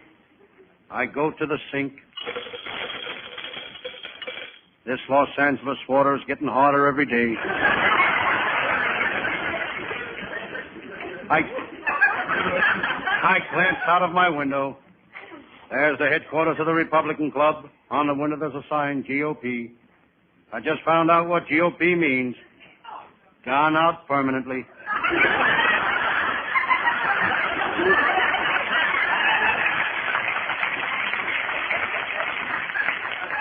I look down at my desk. There's my new wristwatch.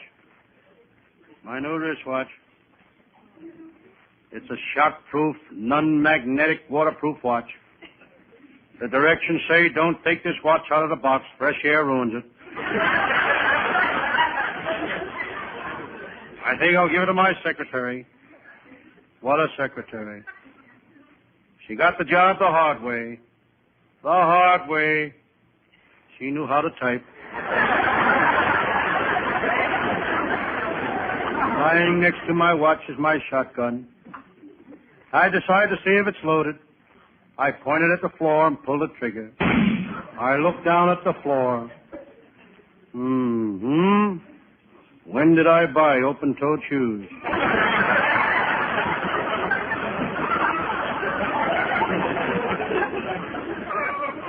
I reach in my coat pocket. Here's a wallet I found last night. I hope I can find the owner. I check to see what's in the wallet.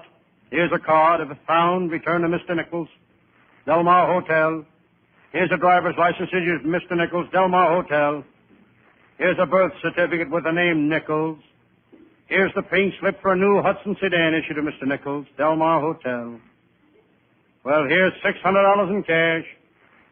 Looks like I'll have to keep the money. Serves that guy right. He should carry some identification.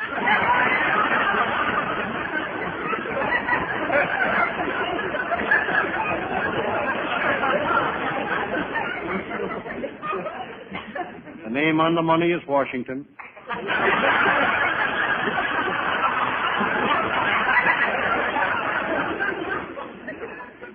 Now, let me see. Oh, yes. It's about time for my pal Lieutenant Abbott of the Homicide Squad to show up. Abbott had a pretty tough week chasing crooks. Monday night he was held up on Main Street. Tuesday night he was held up on Broadway. Wednesday night he was held up on Sunset Boulevard. If Abbott would stay out of those saloons, he wouldn't need anybody to hold him up.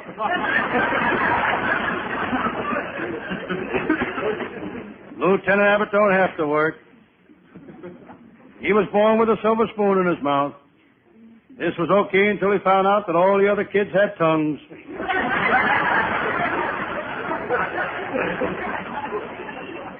It's not easy to be born with a silver spoon in your mouth. Up to the time Abbott was 19, all he could say was Rogers Brothers, 1847.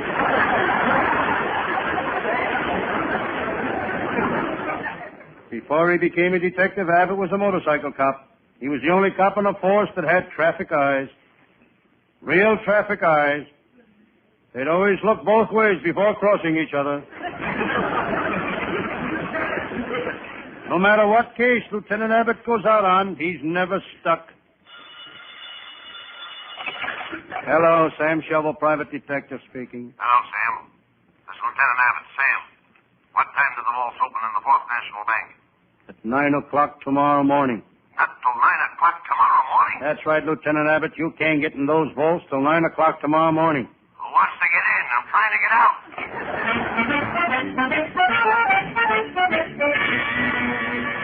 Suddenly, my door opened. Sam Shovel. It was my pal, Lieutenant Abbott. He was scared to death. He was perspiring.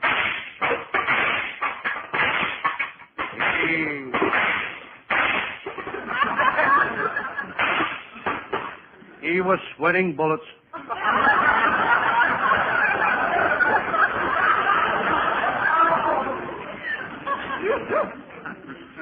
Lieutenant Abbott, how'd you get out of that bank vault? Sam, I'll tell it to you all in a nutshell. Can't you tell it to me here? I don't think we'd both fit in a nutshell. Sam, I've been working on a series of bank burglaries. Monday night, the Kelly gang held up the First National Bank. Tuesday, they held up the Second National Bank. Wednesday, they held up the Third National Bank. So tonight, I was waiting for them at the Fourth National Bank. And you caught them? Nah.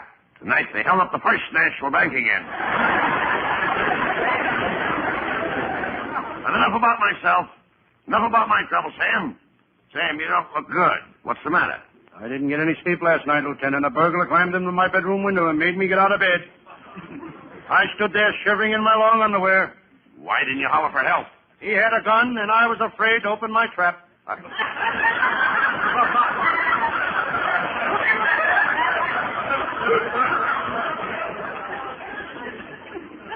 After the burglar left, I still couldn't get any sleep. I was worried about my brother Pat. He kept poking his head into my room. Well, lots of guys poke their heads into their brothers' rooms. On the end of a stick?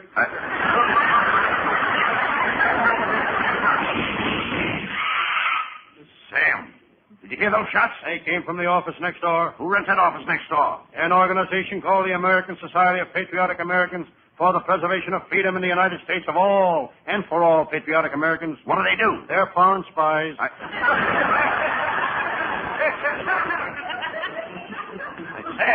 Sam, look. There's the guy that did the shooting. He's coming in here. He's got a gun. So this is the place I've been looking for, eh? Where's Sam Shovel, the private detective? What do you want with him? I'm going to kill him. I hate radio detectives. I hate them all. The Thin Man, the Fat Man, Ellery Queen. But most of all, I hate Sam Shovel. I'm going to gouge his eyes out. I'll fill him with lead. Now, who are you? Oh, I'm just an ordinary policeman. Honest, mister, I'm not a radio detective. And you? Who are you, fatso? Well, I'm, I'm the... Don't stand there, Rabbit. Hand me my cookbook. Cookbook? Who are you? Don't you recognize me? Mary Margaret McBride. Oh, so you're the one that gives out those recipes, huh? Mm-hmm. Well, if there's anything I hate worse than radio detectives, it's those recipe programs. I'll kill them all. I'll kill them like a hare.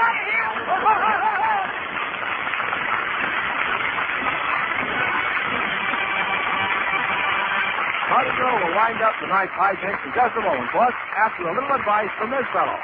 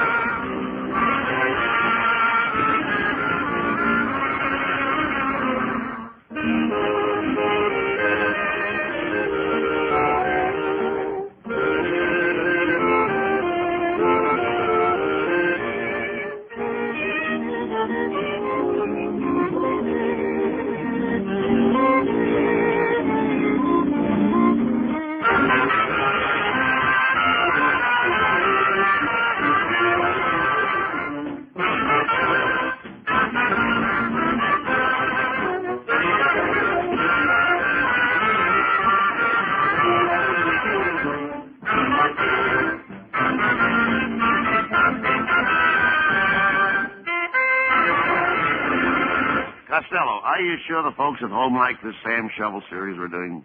Oh, certainly, Abbott. Listen to this letter. Dear Lou Costello, other radio detectives get you to listen, expecting something big on their shows. Then in the end, they have nothing. You never disappoint the listener. You have nothing right from the start.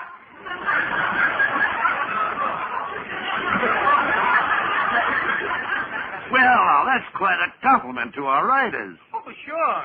And I'm glad they heard that bear letter, folks, because our writing staff is headed by Eddie Foreman with Paul Collins, Pat Costello, Martin Ragwell, and Stern. And our producer is Charles Vander. See you all next Thursday. Good night, folks. Good night, everybody. Good night, everybody. Good night.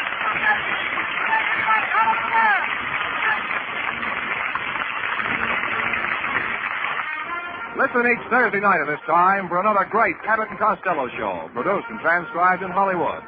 Be sure to stay tuned for the outstanding entertainment which follows throughout the evening on this ABC station.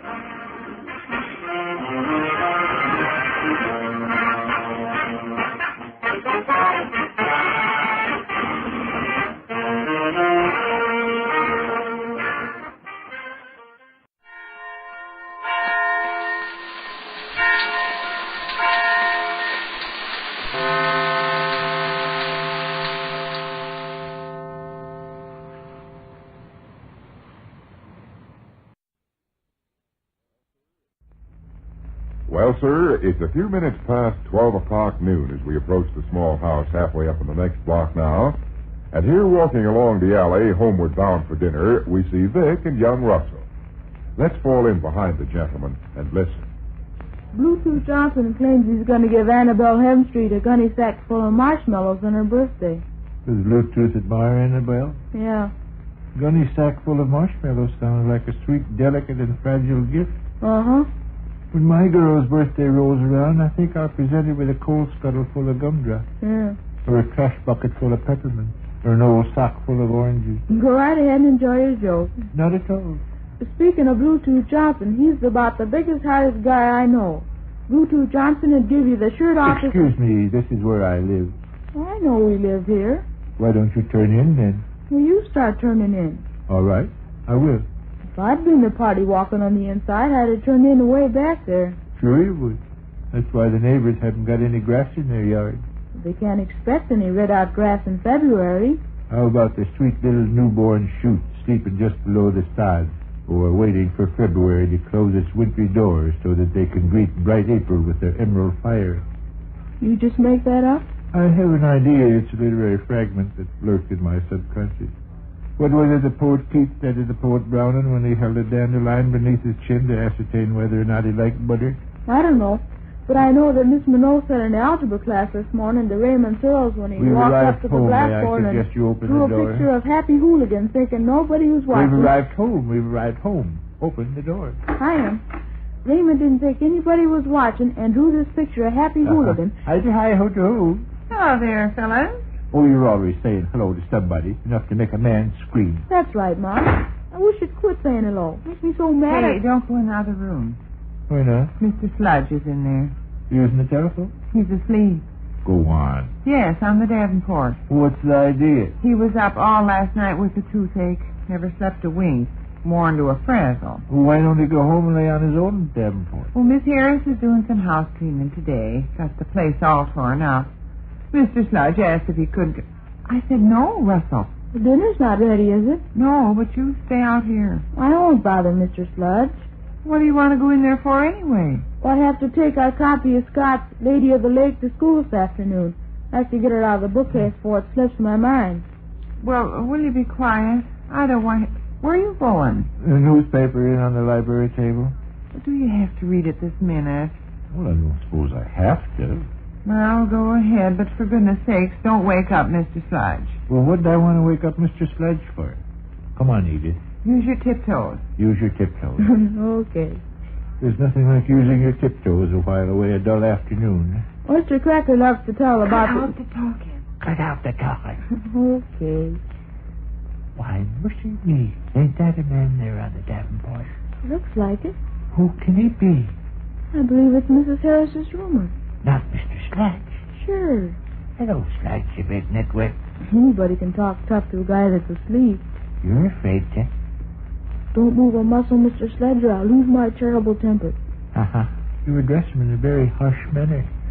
Think of the things you could say to the world's champion heavyweight if you caught him asleep. Person could be quite abusive. In fact, quit turning over on your side, Sludge. Yeah, when I say don't move a muscle, I mean don't move a muscle.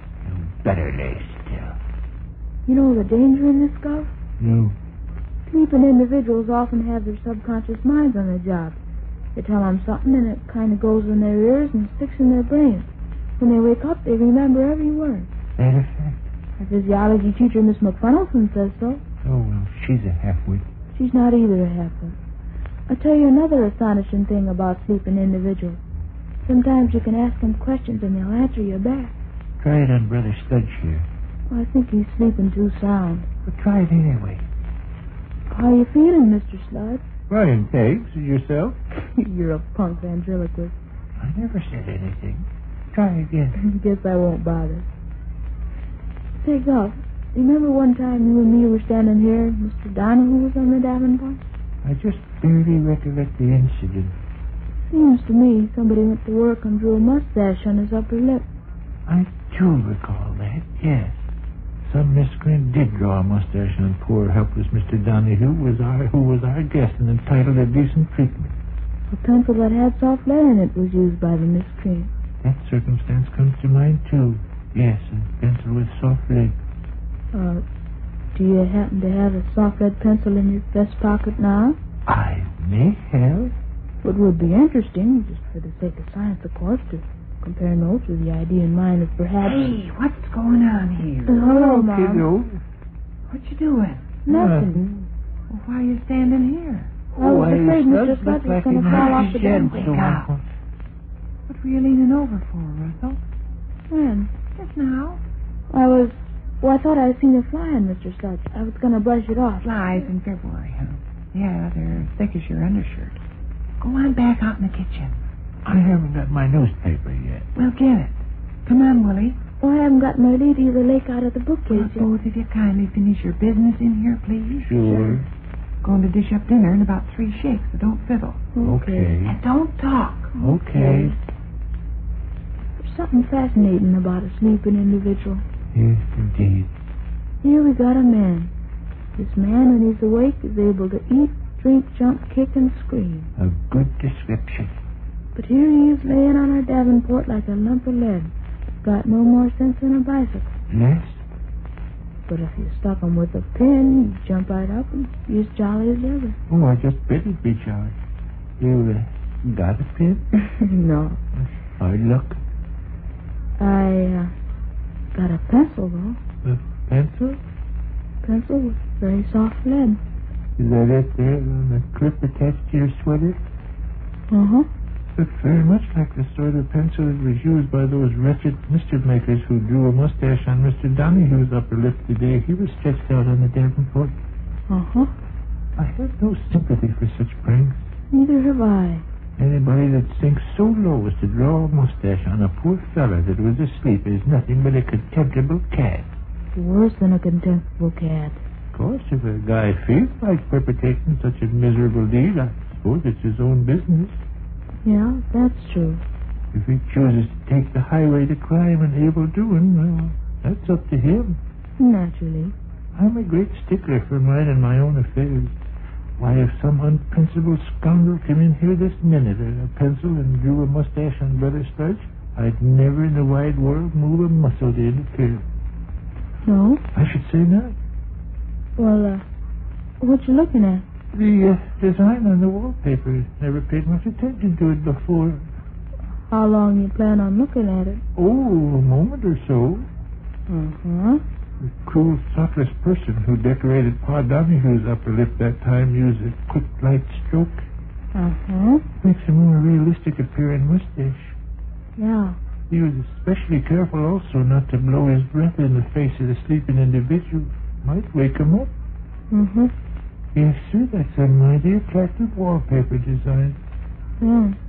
Next time I'm down in the wallpaper department of Miller's store, I believe I'll shop around for more such wallpaper. I'm quite a fancier, of course. God. Yes, my boy? Somebody has been in here drawing a mustache on Mr. Sludge. No. I just noticed it. Why, they're criminals. Let's see. Not a bad mustache, either. It's a good mustache. Fine mustache. But if I ever find the rotten crooks that perpetrated this outrage... Hey, in there. Uh-oh. You accuse me and I'll accuse you. That's the best way. I think so. Person has to run around after you fellas like a nurse with a couple tiny babies. We're on our way, kiddo. I told you dinner was ready. Uh-huh. Well, Margaret and myself got to arguing. Why didn't you come? Well, Governor and myself were arguing over What's going on here? Nothing. We were just How would you like to go to somebody's house to sleep on their Davenport a little while and have people standing over you like...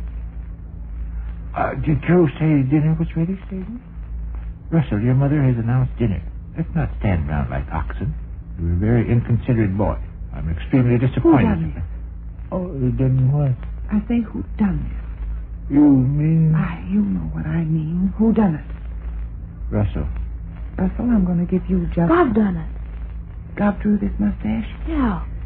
Vic, for a grown-up man that's supposed to have a nickel's worth of common sense, you... Russell did it. Bob did it. Don't hide behind Papa's skirts, George. Own up. You own up. Come on, tell your mother the truth. You tell her the truth. Vic, who done this? Russell. Bob. Russell. Bob. All right, fellas. Hmm? Come on and eat your dinner. I see my troubles are just beginning. I thought I had 2 men. Find out I got 2 5-year-olds. Come on.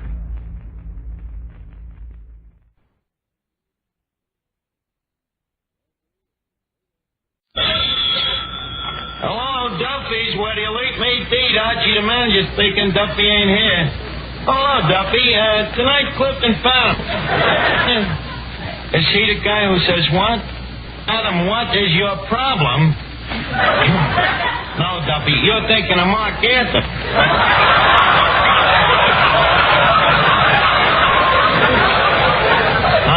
This is the guy that asked the questions on information, please. Very brainy guy. Yeah, maybe you're right at that, Duffy. What brains does it take to ask questions? Yeah. Well, anyways, we're stuck with him. Yeah. He's coming down to lecture to the Lord Byron Ladies Literary Society. Well, don't worry, Duffy. I'm writing the lecture for him, so he can't louse us up. The crowd here? The usual gang of crumbs. Yeah, but, oh, by the way, Moriarty just come in. He's very sore at the government.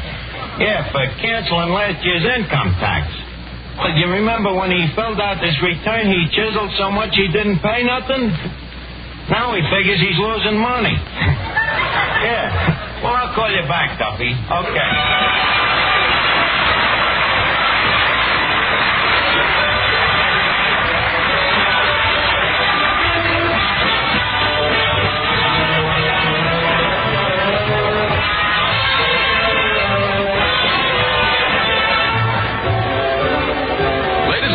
Welcome to Duffy's. Come on in and meet Finnegan, Eddie the waiter, Miss Duffy, Tito Kazar, Peter Van Steeden and his orchestra, our special guest tonight, Clifton Fadiman, and Archie himself, Ed Gardner.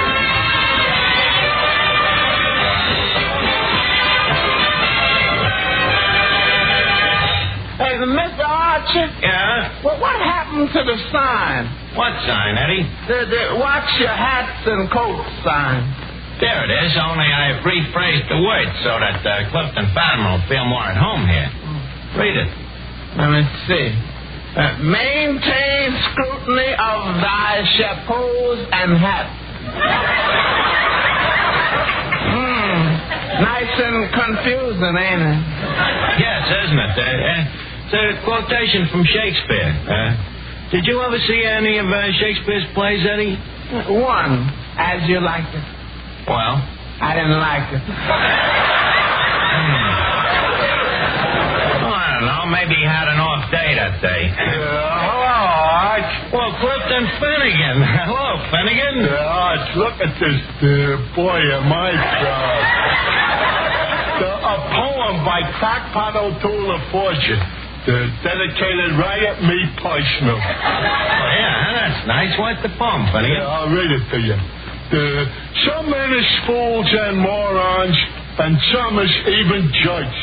But you, dear Clifton, combined them all. Nature has gave you the woods.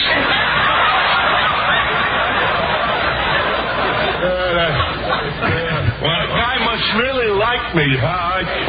Yeah, he must.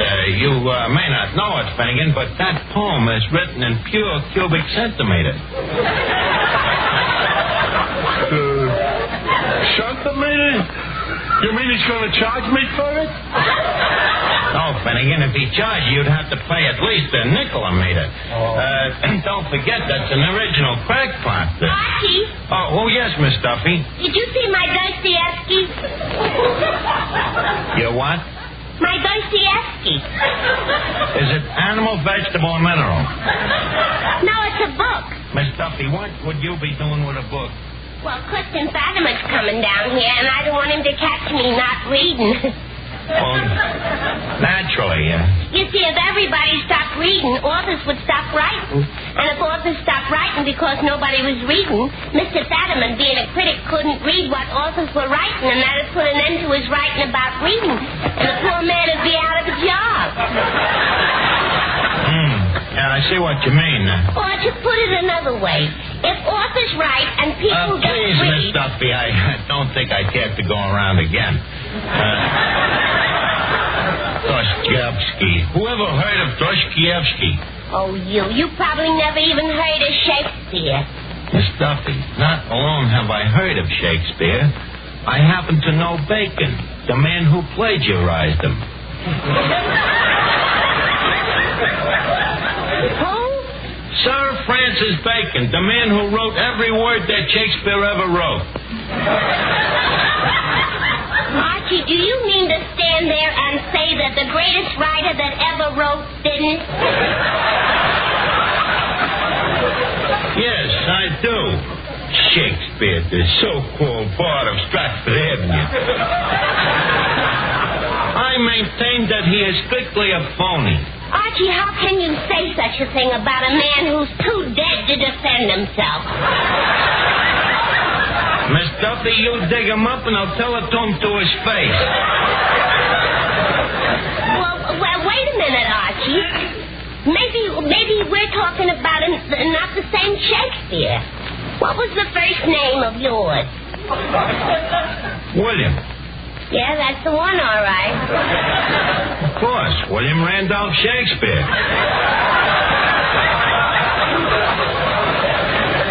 Besides, Miss Duffy, when you talk about guys like Shakespeare, it ain't necessary to mention their first names. Everybody knows who you mean. I differ with you. In what respect? How about Washington? Miss Duffy, if I went up to a strange guy and said Washington, I'm sure the guy would know that I meant George. Not if he was selling train tickets. If I was buying a train ticket, I would say Washington, D.C. Why don't you say Shakespeare, D.C.? Because I ain't going to Shakespeare, D.C. Why not? Because I can't get a room. Look, Miss Duffy, I got Clifton Fadiman coming down here to read my lecture to Mrs. Piddleton and them dames, and I got a lot on my mind.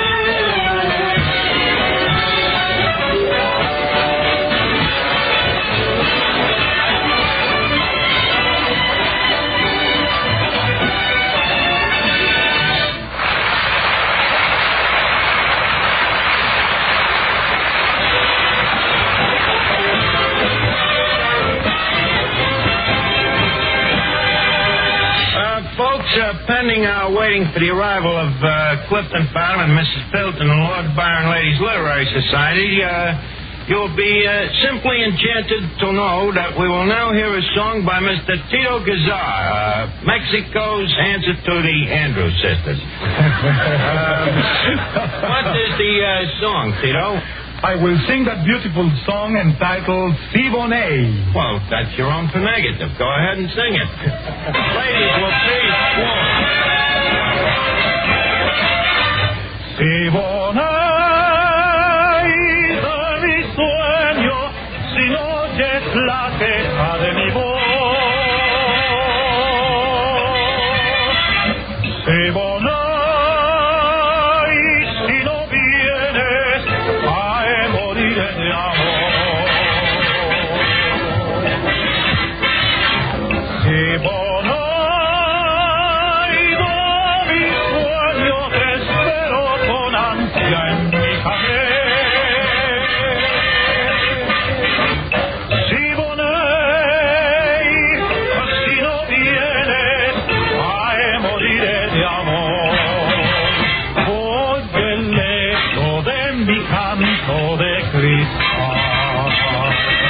Siboney,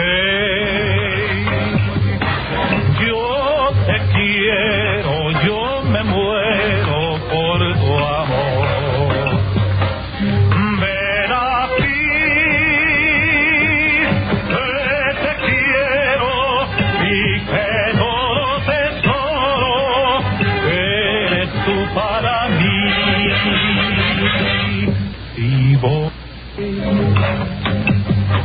Al arrullo de tu palma pienso en ti.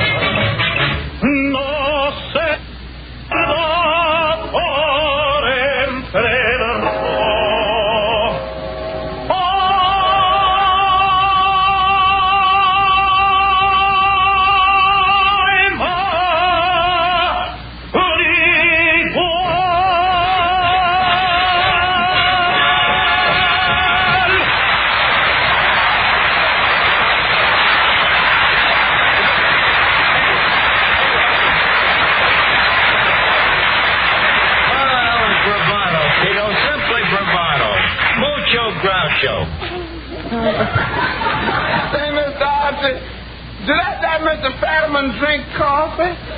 Coffee? I guess so. Eddie, why? Well, we're running a little short.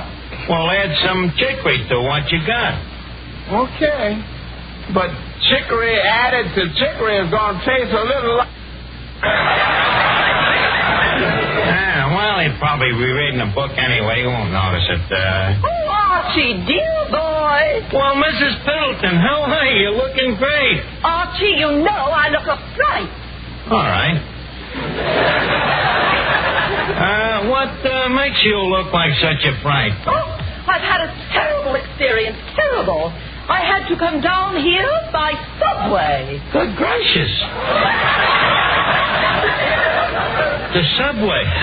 How ghastly. Well, there was no alternative. You see, my limousine is hors de combat. Yeah, what year? Hors de combat, Archie, a French expression, out of action. Oh, you mean like OPA? OPA? An American expression. Out of gas. That subway must be simply livid for one to ride in, huh? Oh, yes. One encounters such a bourgeois class of society. Oh, simply bourgeois, yeah. Makes one sorry one went to the trouble of ducking under the turnstile. Archie, then you have been in the subway. Only in London. Of course, over there we refer to it as the lift. But so much for conversation. I'm glad to see you. Well, it's a delight to be here again. The same, except for Mr. Duffy. He seems to have aged considerably. Mrs. Pendleton, that's the moose head you're looking at. Moose head?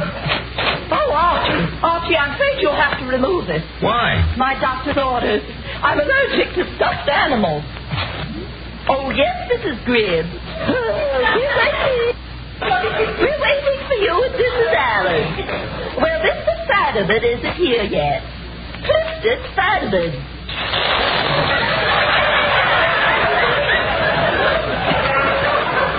Oh, but dear, I can't help it. There's a moose here, and it does something to my hay fever.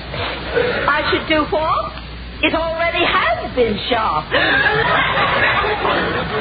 Oh, yes, he's thinking tonight on literature. Don't Dr. Booth. Clifton Fadiman. Well, we'll wait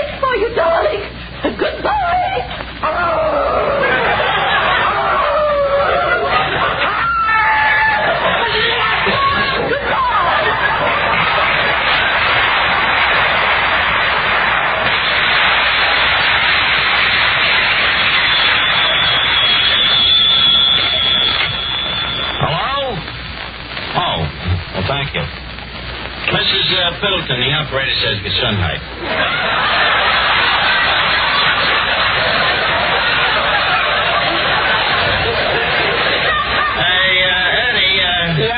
Eddie, take Mrs. Fiddleton into the kitchen. There, she won't smell the moose. I see what you mean. What, Miss Duffy? Ain't that Mr. Fadiman coming in? Oh, sure. Clifton Fadiman.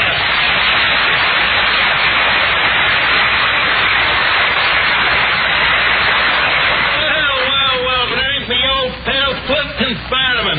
Oh, you tip old boy, I'm looking for someone named Archie. Just a minute. I'm Archie. You had the pleasure of meeting me just a short nonce ago. Oh, I'm sorry, but I'm wearing my wife's glasses. Your wife's glasses? Oh, that's different. I can't expect your wife to know me. By the way, Mr. Fadiman, this is Miss Duffy. Plaza 59970. I beg your pardon? Well, you're always asking questions, so I thought I'd give you the answer first. Miss Duffy, Mr. Fadiman is an intellectual.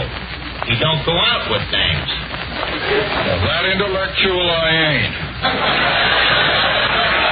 In fact, when it comes to dames, my taste is positively lowbrow. Plaza 599.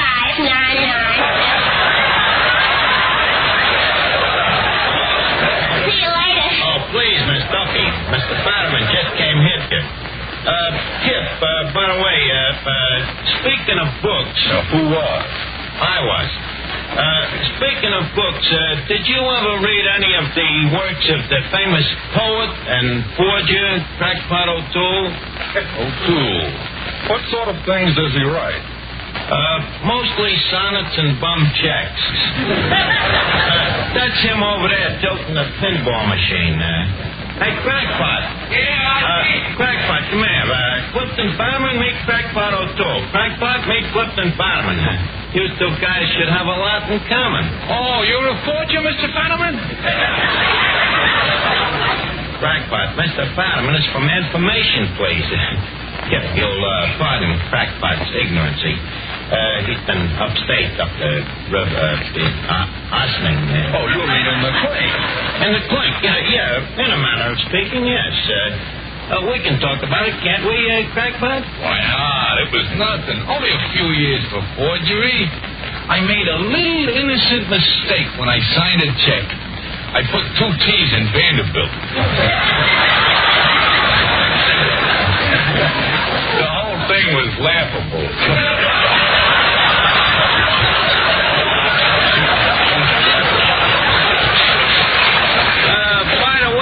Someday, if you get a chance, I'd like you to get a look at Crackpot's adaptation of Shakespeare. Crackpot? You rewrote Shakespeare? Yep. I rewrote 23 of his plays. How long did it take you? 23 minutes. 23 minutes, Crackpot? I bet you Shakespeare himself didn't even write it that fast. Well, after all, Arch, I got an edge on the guy. I'm ambidextrous. What's that? Two-handed dexterous. I can write with both hands. Mr. Fadiman, couldn't you use Crackpot on information, please, sometime? But, Archie, we have a poetry expert, John Kieran. Granted, but suppose you ask Kieran to quote you something, say, from Lord Byron. Could he do it? Of course. He could quote whole stanzas. Could Crackpot do that? Not alone could Crackpot quote whole stanzas, he could give you the whole poem in Byron's own handwriting. Thanks, Arch. Okay, Crackpot. Yeah? Middleton wants to know when the lecture's gonna start. Oh, any minute, Eddie. Go over and talk to her. Keep her happy. Say. I've been talking to her. I say Gesundheit, she said thank you. I say Gesundheit, she said thank you. I say Gesundheit, she said thank you. It's pretty monotonous conversation. Well, talk to her anyways. Are you ready for the lecture, Mr. Fadiman? All ready. Okay, you ready, Danny? Ready. Ladies and gentlemen. Just a second, Mr. Fadiman. What's right is right. Danny started first. Besides, you ain't studied the lecture that I wrote for you. You wrote a lecture for me? You seem amazed. I'll go over it with you in a minute.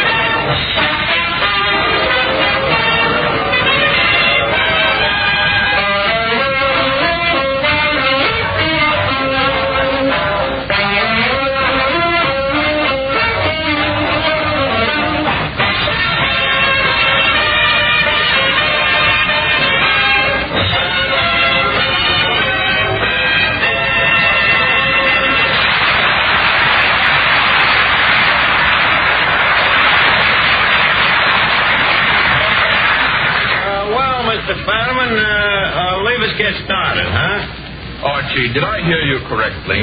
You wrote a lecture for me? That's right. And you expect me to read it? Don't worry, there ain't many big words. And what ones there is, I wrote out in capital type. Here it is. But I brought my own lecture. Your own lecture? Look, Fadiman, suppose you was in my spot.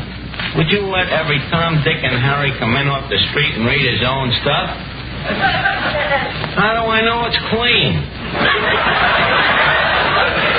How do I know it makes sense? Well, I was just going to talk about the rudimentary forms of iambic pentameter. You see? Listen, in this business, we got to protect ourselves. Well, all right, I'll read your speech, but there's one thing. What? If I get fired from information, please, can I eat here? That I wouldn't advise. Now, please, leave us get going, huh? Oh, Archie, when's the lecture going to start? Any minute, Mrs. Middleton. Mrs. P. This is Clifton Fadiman. Oh, Mr. Fadiman, I want you to know how seriously happy it makes us girls to have a man like you talk to us. Mrs. Middleton. These days, it makes girls deliriously happy if any man talks to them.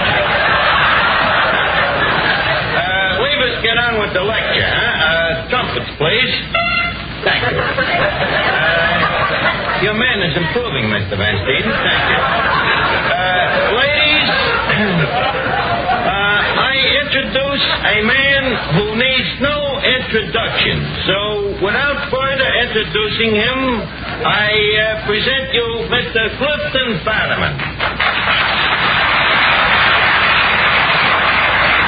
A lecture, Mr. Fadiman. Thank yous, one and all. Ladies of the Lord Byron Ladies Literary Society, my subject for tonight is contemptuary literature. I will discuss contemptuary literature from literature in the Middle Ages to books for children.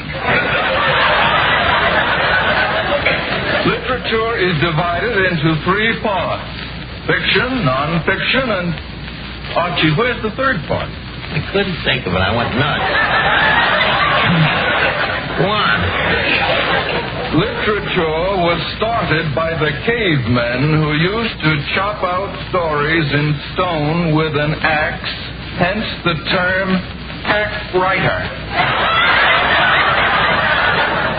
This, however, was very hard on the circulating libraries as people got tired carrying home them stone books.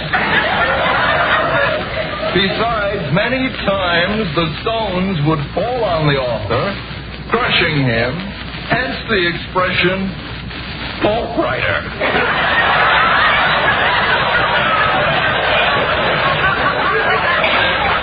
This led to the invention of sheepskin, which up till then had only been used for diplomas.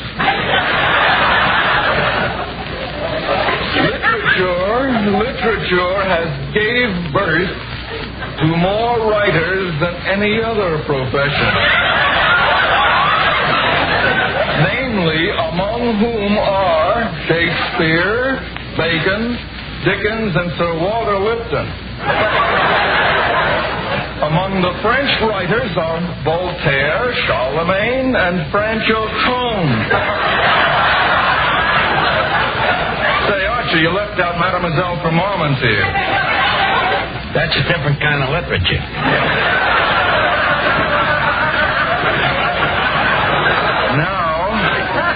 Now, among the American writers is also a great assortment of literary authors. Just as music has its 3 B's, Bach, and Beethoven,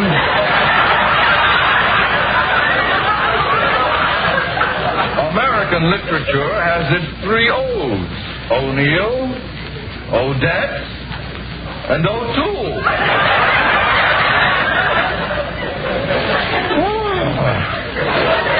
Next comes the Russian writers, among who is Tolstoy, Rimsky-Korsakov, Dostoevsky, and the greatest Russian of them all. Oh, I can't. Go ahead, Fetterman. Ivanhoe.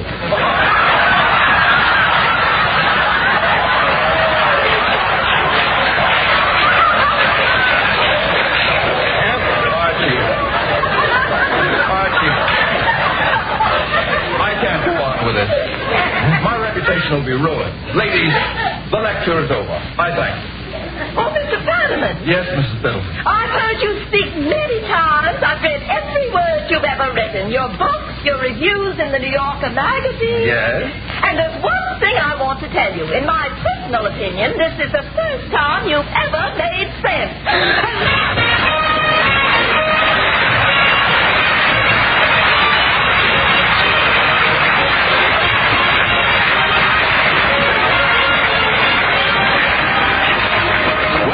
Leave Duffy's for the evening, but let's all meet again at Duffy's next week when our guest will be Monty Wood.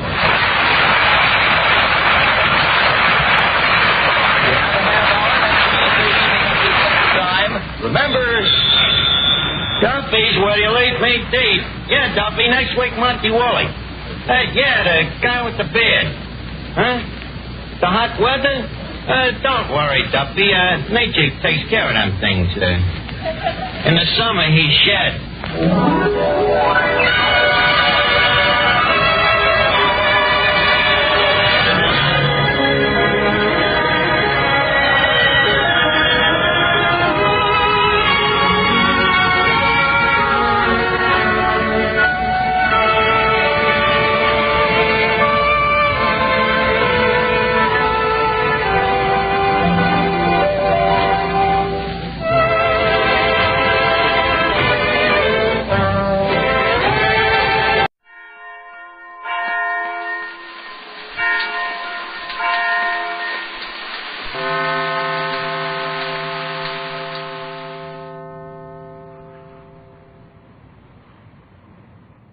It's new. It's amazing. It's Prell. P-R-E-L-L, Prell Shampoo. Yes, Procter & Gamble's new Radiant Cream Shampoo in the handy tube.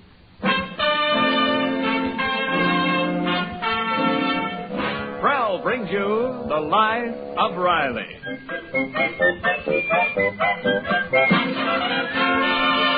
Prell, the shampoo that removes unsightly dandruff in as little as 3 minutes, leaves hair more radiantly clean, radiantly lovely, presents The Life of Riley, with William Bendix as Riley.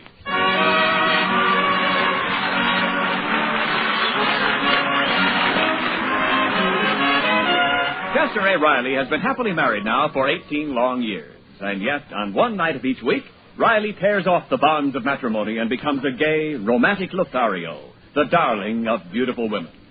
On that magic night, Riley might be a boyish Van Johnson, a suave, sophisticated Walter Pigeon, or a dashing Errol Flynn.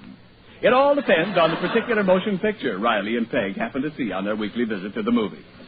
Tonight, our hero emerged from the Bijou Theater transformed, if only in his own mind, into James Mason.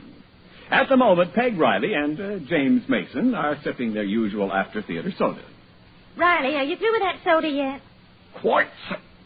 Then pay the check and let's go home. Right. Oh, I wish we had a car instead of walking. These shoes are killing me. Tight. What are you mumbling about? Don't try to talk with your mouth full. There's nothing in my mouth, Peg. Don't you get it? Get what? That movie tonight. Well, what about it? Well, look at me. Notice the bushy eyebrows, the hair hanging over my forehead? Look at the shape of my ears and my shining white teeth. What movie star do I remind you of? Lassie.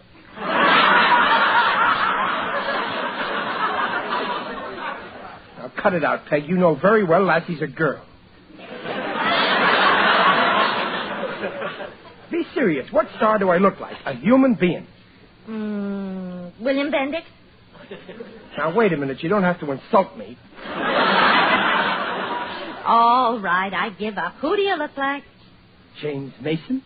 James Mason? Yes. Oh. Oh, you think it's funny. Well, if I cracked you over the knuckles with a cane, you wouldn't think it was funny. Oh, Riley, if you're James Mason, then I'm Jane Russell. Well, don't say that I'm a dead ringer for him. It's just that he's got a certain air about him, and I've got an air about me. Yeah, you sure have. You better stop using that new shaving lotion. It's horrible. In the movie, we were the only two people in a whole empty row, and they were standing 6 deep in the back. I ain't talking about that kind of an air. I meant a kind of a romantic Savoy ferry. You may not have noticed it, but other women do. Look at that woman over there staring at me, and she's with some man. Hey, Peg, that's Hobart Morris and his wife. Hi there. Riley, why are you waving at him? We hardly know him. What are you talking about, Peg? Our Junior and them Marilyn are practically going steady. Oh, they're coming over. They're bringing their sodas with them. Oh, hello there, Riley. Hey, Marty. What are you folks doing here? Oh, we just dropped in for a soda after the movie. Yeah. Oh, did you see James Mason, too? Yes, I just love him. He's charming. White. I beg your pardon? Don't I remind you of anybody, Mrs. Morris? Remind me? Right. Somebody you saw in the movie tonight. Look at me. Oh, Riley. Look at the eyebrows, the shape of my ears, the teeth. Well, who do I remind you of? Somebody you saw tonight. Oh, of course. That wrestler, Gorgeous George. Not in the newsreel. Oh. You mean James Mason? You see, Peg, she noticed right away. Oh, Riley, don't be ridiculous. He gets this way after every movie. Riley, if you're James Mason, then I'm Jane Russell. Well, I don't see what's so funny. Don't you mind them, Mr. Riley.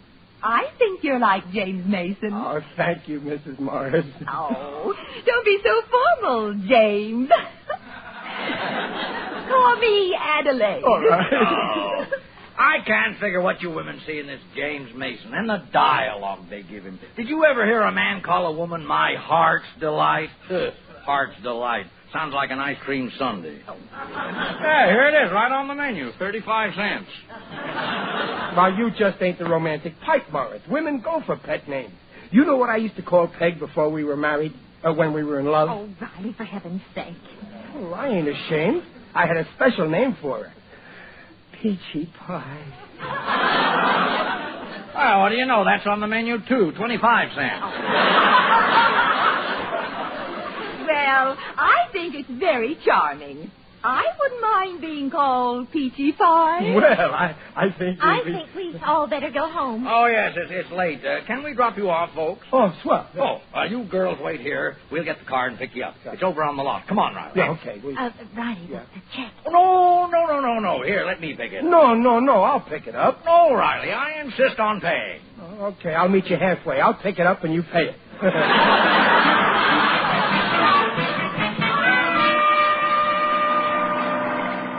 It's a nice little car you have here, Morris. Yeah, she runs fine. I've had her a long time, but she stood up pretty well. Yeah, she runs swell. Yeah, but I'm getting a new Nash any day now. Yeah, well, I've been thinking about buying a used car, but you know those used car dealers. True. In business, it's always better to know the man you're dealing with.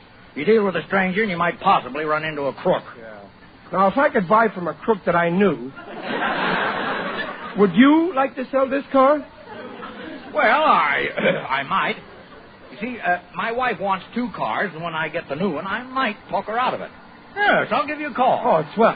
Say yes, Morris. Don't say anything to my wife. If I buy this, I want to surprise her. Oh, not a word. Oh, good. Well, hop in, ladies. You sit in the front, Mrs. Riley. It's warmer. Oh, no, Go ahead. I'll sit in the back here with James Mason. Right. Patio, toodaloo, pip, pip, and top ho.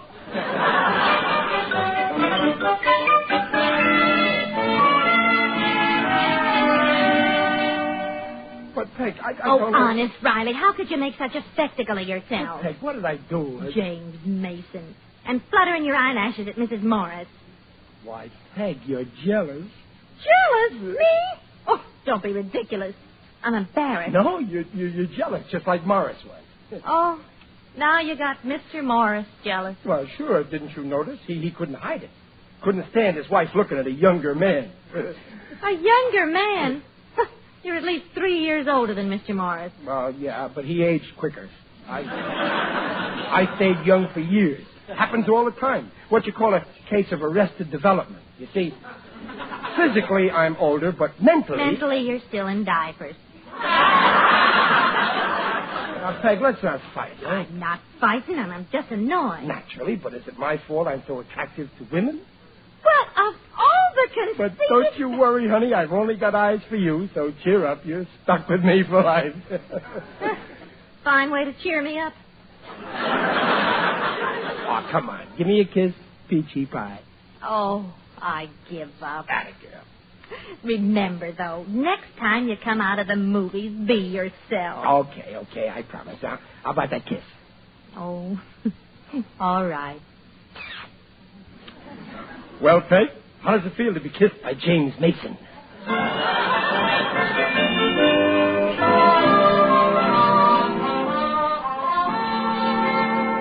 Oh, hi, Junior. Hello, Pop. What's the matter? You having trouble with your homework? I'm not doing homework. I got to write a letter to Marilyn Morris. Oh, romance. No, I don't want to write this mush, but there's this other fella after Marilyn, too, and he writes her these mushy notes, so she makes me do it, too. Gee, Pop, what goes on in a woman's mind anyway? Well, don't worry, son. You're young yet. You'll find out about women when you get married. I will? Yeah, sure. Of course, by then it'll be too late. I can't write this dopey letter. What about this other kid? He can have Marilyn. Junior, I'm surprised at you. What are you, a quitter? I never acted like that.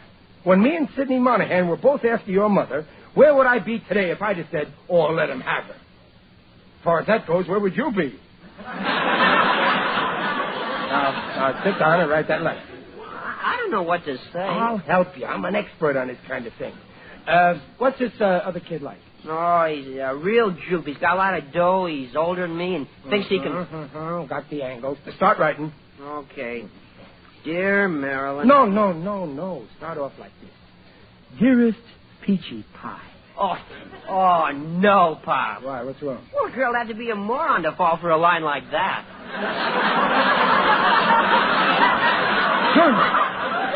How dare you? You're talking about the woman I love. All right. Huh? Well, go on, write. Believe me, Junior, this is the way to start a love letter. Oh, okay. Dearest Peachy Pie. I'll say, from the first moment I laid eyes on you, I knowed you was meant for me. Oh, Pop, the grammar's all wrong. Where? Oh, yeah, of course. Correct it like this. From the first moment I laid eyes on you, I know you remember me. Oh, no, Pop. Well, okay, you fix up the grammar any way you want. Now say, I cannot offer you money like others, but money isn't everything.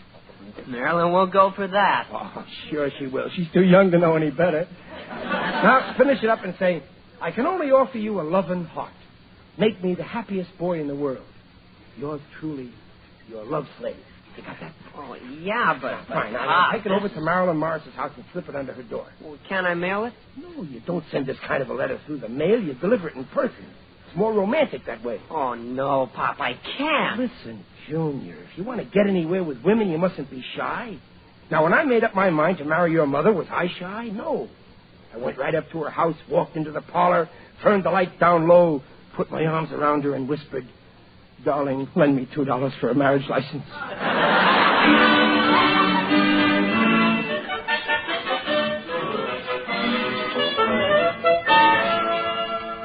There's Marilyn's house. Yeah, well, go on, ring the bell. Oh, Pop, I can't, honest. All right, then I'll ring. I never saw such a kid. You got to learn not to be so scared of... Oh, here's somebody coming. Oh, Pop, I'm going. Here, you give her the letter. Junior, come back here. Junior! Yes? Oh, hello, Mr. Riley. Oh, hello, Mrs. Morris. I just came over to deliver this here letter. A letter? Yeah. To my own Peachy Pie. Peachy Pie? Mr. Riley, what's the meaning of this? Well, you think that you... No, you see, this here letter is Who's at for... the door, Adelaide? Oh, hello, Riley. Hello, what brings you here? Well, what's this letter? To Peachy Pie? Riley! Well, I was... Junior, wait for me! Riley, come back here! He must be out of his mind writing me a letter like this. Dearest Peachy Pie, from the first moment I laid eyes on you, I knew you were meant for me. Mother? Just a minute, Marilyn. I cannot offer Mother, you... what on earth are you doing with my mail? Your mail? Yes, that's Junior's handwriting. Now, please give it to me. Here, dear, you're welcome to it. Everybody's always opening my mail. That's a relief. For one dreadful minute there, I thought he...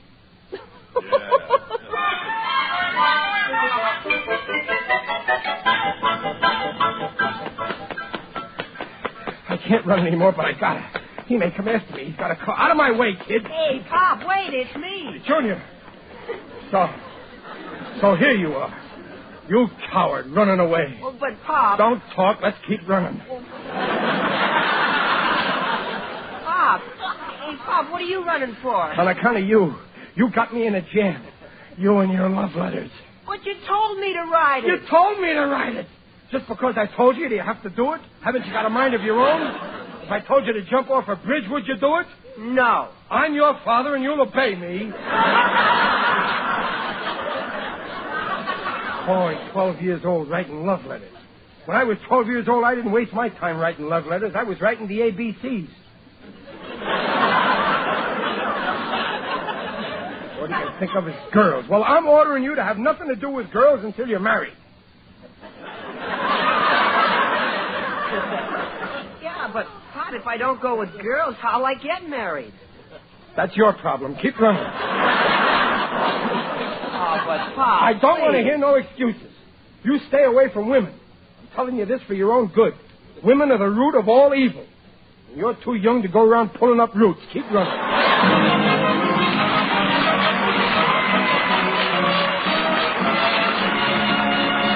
We'll bring you the second act of The Life of Riley in a moment. There's radiance for you in your first Prel shampoo. Yes, there's radiance for you in your first Prel shampoo. Procter & Gamble's Radiant Cream Shampoo in the handy tube. The very first time you use Prel, you'll thrill to the glamorous radiance of your hair. Because Prel leaves hair more radiant than any soap shampoo, cream, or liquid. It can't leave a dulling soap film. Prel uncovers all the true brilliance of your hair. Brings out those beautiful natural highlights. Prel washed hair curls better, too. It's easier to set and manage. There's no worry of embarrassing dandruff, either, because Prel removes such dandruff in as little as 3 minutes. Leaves hair and scalp clean, delightfully fragrant. Try Prel, your very next shampoo, and see the difference for yourself. Ask for it at your favorite shampoo counter. Ask for Prel. the Radiant Cream Shampoo. P-R-E-L-L, Pearl Shampoo. Try Prel tomorrow. And now back to the life of Riley with William Bendix as Riley, who imagines, as usual, that he is in desperate trouble. Pop.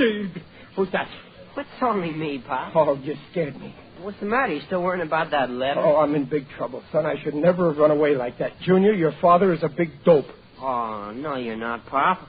I think you're pretty smart. Now, you just think I'm smart because you're a dope like your father. You gotta help me, Junior. Well, sure, Pop. Oh, well, now, go over to the Morris' house and explain about that letter. Oh, no, I can't do that, But you Pop. got it, Junior. Oh, I can't. I had a fight with Marilyn today, and I told her off. I'm through with her. I'm not going to her house. But, Junior, you don't understand the jam I'm in. Mrs. Morris thinks I wrote that letter, and she thinks I'm in love with her. Now she'll fall in love with me. Oh, no, she's got more sense. That's what they said about your mother, and look what happened to her. Now, you've got to explain to Mrs. Morris. Why don't you go? Well, suppose her husband is there. Well, then you'll explain to him. You're not afraid of him, are you? Me? Afraid? But suppose he won't listen. Make him listen. Well, he'll start a fight. Then you'll fight him. But I'm a coward. Ha-ha, I got you there. No, you've got to go, Junior. Us men have got to stick together. You're just like me, son. We're cut from the same mold. You're just as moldy as I am.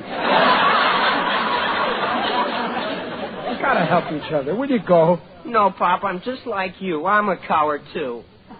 What a revolting development this is.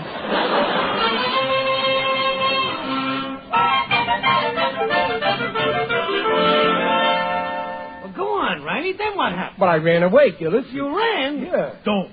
Now they'll think you really wrote that love note. But I... Riley, maybe you did write it after all. Oh, no, honest. I told you Junior Riley, was... you can trust me. I'm your friend. I understand how these things happen. I'm a man of the world. A man sees a woman... Gillis, you gotta believe me. I'm loyal to my wife. As far as other women are concerned, I'm just like you. Now I know you're guilty. Gillis, I swear to you... All the swearing in the world ain't gonna help you when Morris comes after you. Morris? With a gun. No, he wouldn't do that. Oh, no? What would you do if some low sneak wrote love letters to your wife, tried to steal her away from you, break up your home?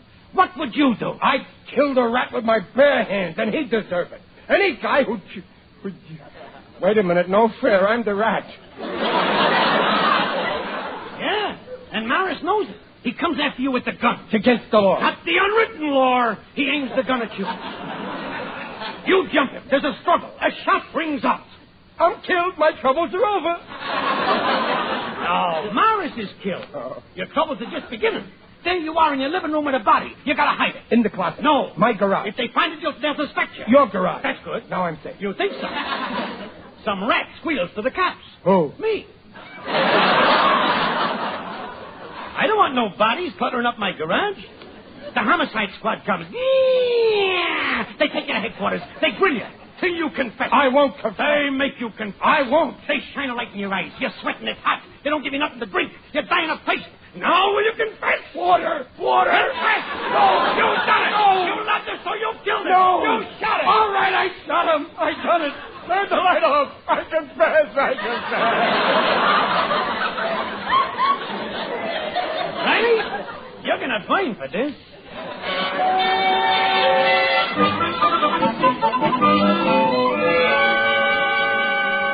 Oh, Adelaide. What is it, Hobart?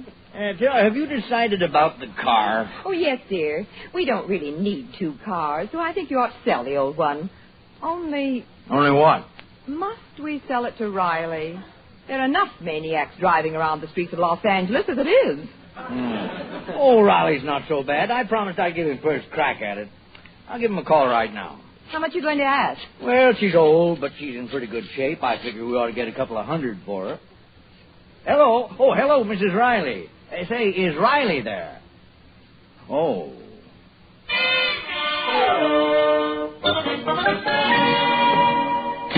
Oh, Riley, I'm glad you're home. There was a phone call for you. Phone call for me? Who was it? Oh, now, don't get excited. It was only Mr. Morris. Oh, Morris.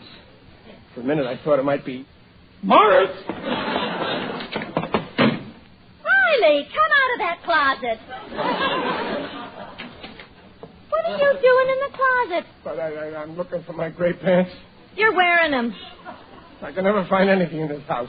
Oh, what's the matter with you? Never mind me. What did Morris say? Well, he's coming over to see you. When? Now. What for? Did he say what for? Well, he wouldn't tell me. He acted very mysterious. He said it was a private matter. Oh. And you'd know why. Oh, I know. Oh, what's wrong? Nothing, Peg. Just remember, no matter what happens, I love you to the end. What? Riley, will you do me a favor and lie down for a while? I'll talk to you when you make sense. But, Peg, listen, will you? I haven't got time for your nonsense. I got to get supper ready. She's right. I'd better lie down. I don't feel so good. Oh, what a mess. He'll be here any minute. That's him. He's here. All right, let him come. Okay, come and get me. I'm ready. You're lying down, but you don't look ready to me. Oh, it's you, Digger. No nicknames, please. It's Digby Odell, the friendly undertaker. Well, what brings you here, Diggerby? Oh, just a social call. I took the night off. Business is slow. I've got lots of things on the shelf, but they're not moving.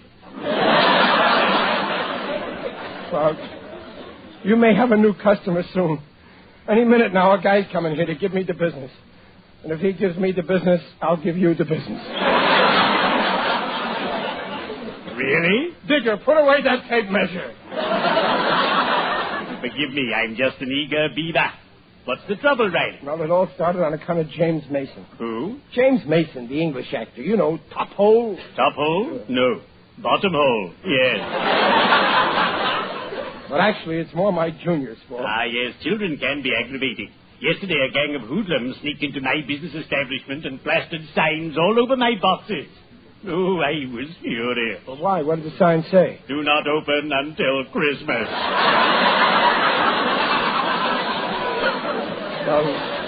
I'm in worse trouble. There's a guy thinks I'm in love with his wife, and he's coming after me, maybe with a gun. Oh, dear me, you must avoid this man. You've got to find a hideaway and lie low, and I'll help you. No, he'll come after me and find me. Not where I'll put you. That's too late. He's here. Quick, the back way. No, I ain't no coward. Frankly, well, cheerio. I'd better be shoveling off.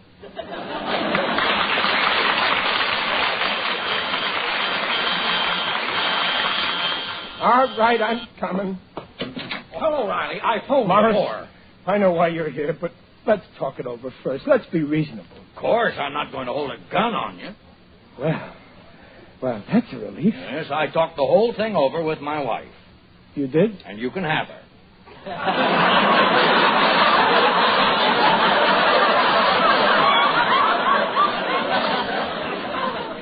You're giving her to me? Well, for $300. $300? Well, I don't think that's asking too much. I've had her a long time, but I took good care of her. Of course, anything that's been in the family that long takes a beating. And especially with 4 kids. But all she really needs is a good paint job. Why, the body's in good shape. You've seen it.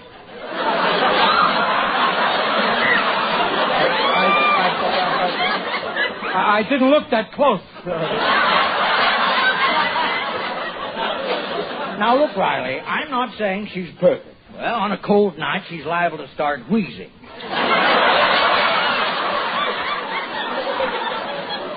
So I just choke her a little, and she stops. You fiend!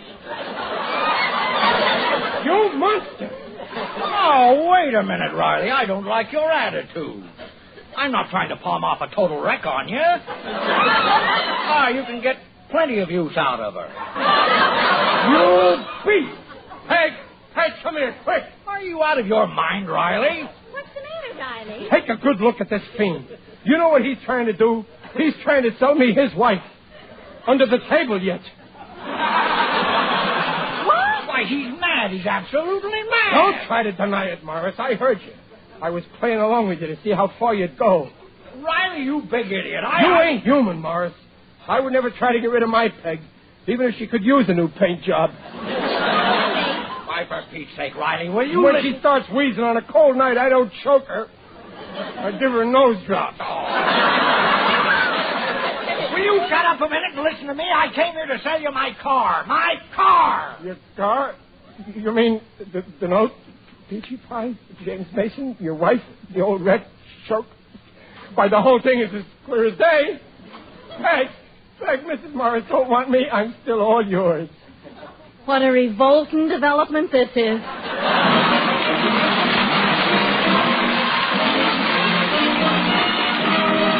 Rileys will return in just a moment. At the first sign of unsightly dandruff, it's time to use Prell, Procter & Gamble's Radiant Cream Shampoo in the handy tube. For in addition to leaving hair radiantly lovely, Prell leaves hair radiantly clean, too, free of embarrassing dandruff. Yes, in as little as 3 minutes, Prell removes ugly dandruff flakes. Doctors' examinations proved it. In most cases, even stubborn dandruff was controlled by only 2 Prell shampoos a week. Using Prell's a pleasure, too, because of that handy tube. No waste, no spill. Try it the very next time you shampoo. For hair that's radiantly lovely, free of unsightly dandruff, get Prell. P-R-E-L-L, Prell shampoo. Leaves hair radiant, gleaming bright. Not a bit of dandruff is in sight. Comes in a tube, handy too. P-R-E-L-L, Prell shampoo. Good night, folks.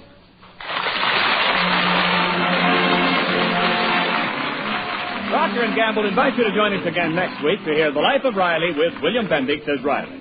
The script is by Reuben Shipp, Alan Lipscott, and Dick Powell. Mrs. Riley is Paula Winslow. Digger Odell is John Brown. The Life of Riley is produced by Irving Brecker. And remember, for more radiant hair, free of unsightly dandruff, get the shampoo in the tube. P-R-E-L-L. Prell Shampoo.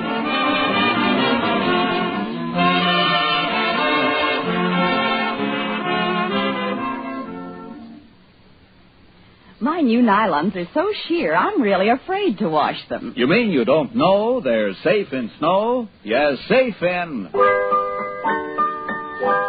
wonderful Ivory Snow. Yes, lovely stockings stay lovely longer with Ivory Snow Care. Its ivory mildness helps safeguard stocking glamour, reduces stocking runs. Ivory Snow is speedy, too, gives instant suds even in cool water. It's the only soap, both ivory mild and granulated for efficiency. There's no other soap like it. Ivory Snow is wonderful for all nice washables. Your hands will tell you why. Wash dishes with Ivory Snow as millions do. See how it pampers your hands. Then you'll know why lovely washables can stay lovely longer with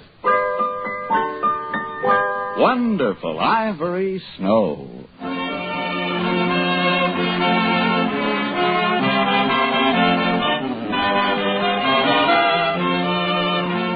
And this is Ken Niles reminding you to listen again next Friday when Procter & Gamble brings you a full hour of entertainment. First, Red Skelton, and then The Life of Riley. Good night.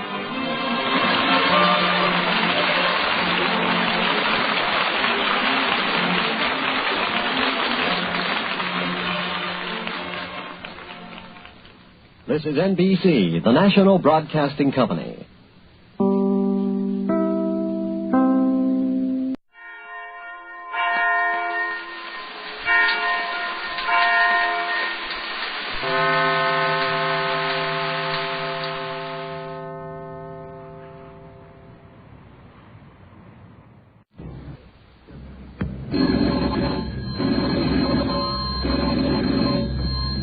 Granny, Abner, I believe that's our ring. I don't get Lum, I believe you're right. I'll see. Hello, Jot 'em Down store. This is Lum and Abner.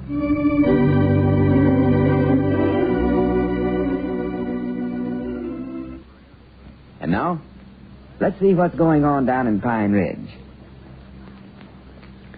Last Friday, when Abner told Sister Simpson that Lum had a broken leg so that he could get out of taking her to a sociable at the schoolhouse, little did he realize the trouble he was getting Lum into. As we look in on the little community today, we find Lum and Abner down at their Jot 'em Down store discussing the matter. Listen. It's every bit your fault, too. I ought to take one of these crutches and whop you right on top of the head with it. Well, now, don't go laying it on to me. It was your idea, every bit of it. My idea? Yes, sir, your idea. You told me to tell Sister Simpson that your leg was broke so you wouldn't have to take her to that sociable last Friday. I told you to tell Sister Simpson, but I never told you to spread it all over town.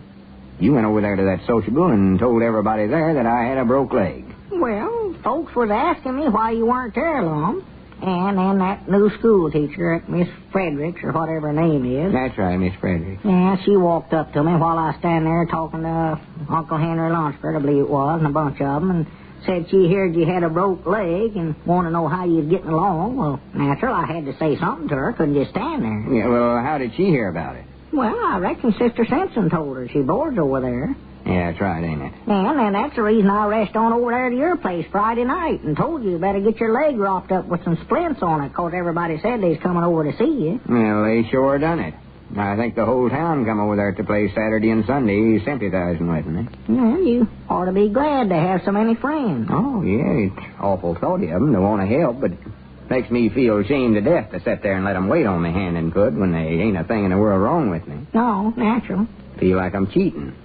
Have to sit there and tell stories about how bad it hurts and make up stuff. Women folks cooking all kinds of victuals for me to eat. Well, natural, Lum. They know you ain't got nobody over there to take care of you. Yeah, the widow Abernathy baked up a cake and brung over to me. Well, you're getting something to eat anyway. Oh, yeah, I'm into it now, though. I can't let them know my leg ain't broke after eating all them victuals. No. Especially after eating that big cake. Yeah, that's where you made your mistake right there. No, the mistake was made whenever you told Sister Simpson I had a broke leg. Well, you told me to tell her that. Hollered to me while I was talking to her on the phone. Said, tell her I got a broke leg. Tell her I got a broke leg. Do you have to repeat everything you hear? Worse than some polycarp. Well, I thought I was doing the right thing. I'm sorry. Well, forget about it. It's too late now. What I better be doing is studying up some way out of this. Well, the only thing I know to do is just haul off and tell everybody just a joke. Joke? Oh, no. Done went too far for that. If I told that Ezra Seastrunk and Mose Moot this is a joke about my leg being broke after letting them pack me out in the front yard Sunday afternoon in that rocking chair and letting them wait on me, they'd beat me to death. Yeah, that's right. That Ezra, he ain't got no sense of humor at all. Awful high-strung. I know, he'd fight. Oh, yeah. And I wouldn't blame him none either. No. No, we got to think of something else, Abner. Well, let's see. Doggies ought to be some way out of it, surely. Well, we better find something before I go stark raving mad crazy. You've got them bandages on there so tight it's got the circulation cut off. Well, I don't know nothing about fixing a broke leg, Lum. You ought to get Doc Miller to wrap it up for you. He can do it right. Yeah, and then he'd find out it ain't broke and tell everybody in town. Uh-oh. Yeah, that's right, ain't it? And I might as well have a broke leg as to have to drag myself around with these crutches and my leg all wrapped up. Yeah. At least wouldn't have to tell my friends no stories about it. Well, if it makes you feel any better, we might find a way of sure enough breaking it. Got to find some way. Do what? Break it? Yeah, we ought to find some way to do it. You told Sister Simpson that you fell off the porch, or had me tell her that. Why don't you just try that? Are you crazy? You think I'd sure enough break my leg? On a purpose? Well, you wouldn't have to break it much, just a little. Well, there ain't no way to break it just a little, though. Well, you said a broke leg is a broke leg. I know. Anywhere. Yeah, I know it. I don't know. I'm just trying to help you. You said it'd make you feel better if you had one. Well, it would, but I mean, I'd just hate to go around telling folks something that ain't the truth. Granny, this ought to be a good lesson to me. This whole trouble is all caused by just telling one little story. Yeah. You oughtn't to have told me to say it. Well, the worst part about it is I can't see the new school teacher, Miss Fredericks. If it weren't for this, I could be down there every afternoon carrying her books home from school for her. Well, now, you get around on them crutches pretty good, Lum. Not to have no more experience than you had. Might be kind of hard for you to carry her books, but, well, you could get a book satchel and throw it over your shoulder, a little red wagon, something, scooter, anything. Well, she wouldn't want somebody tagging along with her with a broke leg. Well, now, you better do something or that Frank Foster's going to beat your time, I'll tell you that. Frank Foster? Oh, yeah. He's been sparking at her ever since she hit town. Sat over there and made sheep eyes at her all during a sociable the other night. He did, huh? Yeah. Then carried her over to meeting Sunday. Why, that dead blame snake in the weeds. Looks to me like he's got plenty to do running that filling station over there without wasting his time sparking at some woman that don't care nothing about him. How do you know she don't care nothing about him? Why, did she act like she did? Well, I never noticed particular, but, well, Reckon she come over to meeting with him of her own accord. He never had no rope on her, dragging her over there. There's the despisablest one human I ever knowed in my life. I thought you liked her. Him. Frank Foster. Oh, him, oh. Dead blame bully. Takes advantage of a feller laid up with a broke leg to where he can't get out to protect himself. Jumping on a cripple, that's what he's doing. Why, you ain't got no broke leg, Lum. Don't say that, Abner. Huh? You're going to blurt that out one of these days, and somebody's in here and file everything. As far as you know, my leg is broke. All right, I won't say it no more then. So the smart aleck Mr. Foster thinks he's going to beat my time, huh? Well, dead blame his ornery hide. I'll take a crutch and walk in right... Mind out and get that crutch back under you. There comes Squire Skimp. Huh? Squire Skimp coming in the door there. Oh, yeah. Come in, Squire. Yeah, howdy, Squire. Come on back. Well, good morning, gentlemen. Good morning. Lum, what's this I hear about you having an accident? Yeah, I broke my leg, Squire. In 2 places. Hush up, Abner. Well, I do know. Well, that's a shame, Lum. Yeah, I hate it the worst way. Well, naturally you would, Lum. Yeah, that's right, ain't it? Natural I would. Does it seem to be paining you very much, Lum? Oh, yeah. Yeah, just suffered something wonderful with it. Oh, too bad. That's too bad. I ain't had an easy minute since it happened. Well, I hate to see you crippled up this way, Lum. But you're a lucky man, I'll say that for you. Lucky? With a broke leg? I don't see how you can figure that. Well, I didn't exactly mean it the way it sounded, Lum. What I meant was, well, naturally it's unlucky that you broke your leg, but it's mighty lucky for you that you have that little insurance policy with me. Insurance policy? Well, yes, that is the smartest thing that you ever did in your life, Lum, when you let me talk you into buying that accident policy here a while back. Gosh, I forgot all about that. Well, broke legs don't count, do they? Why, of course it does. Yes, it does.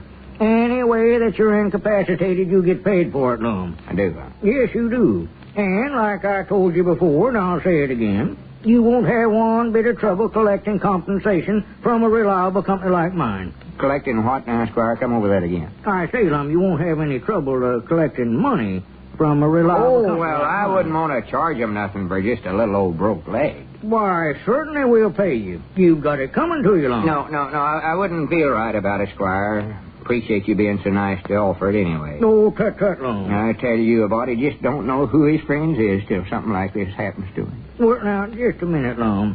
Do you mean to sit there and say that you don't want to collect what's rightfully coming to you after paying premiums all this time? No, sir. It weren't their fault I said that blame clumsy.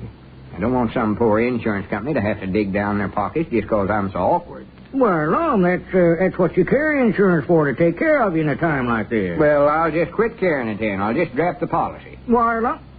Well, this is a new one on me. This is the first time that I've ever run across that attitude. They generally want more than what's coming to them. Yeah, well, just tell them to forget about me. No, I won't do any such thing. As your agent, I'm going to see that you get what's coming to you, Lum. I've got the disability form all filled out here. Let's see, what did I do with that? Yes, here it is, right here. Asking them to mail you a check for $100. Now, all you have to do is sign it right here. $100? I won't take it. Yes, you will now, Lum. As a favor to me, you've got to take it. As a favor to you? Why, yes. On the strength of this settlement, Lum, I'll sell everybody in this town an accident policy. All I'd like to do is to let them call you up and you tell them what a fine policy that it is. And to remind them of it, I'll just say, look at poor old Lum Edwards over there with a broken leg. Now, where would he be today if he wasn't covered by one of my accident policies? Well, Squire, it ain't no use you talking. I won't sign it. Yes, you will, Lum. I'm determined in this now. If you won't sign it, I'm going to have a doctor examine you. And I'll send in his report. I'll get the money for you. A doctor? Yes, sir. I'll get a doctor. Better sign it, Lum. Yeah. Hand it here, Squire. I'll sign it.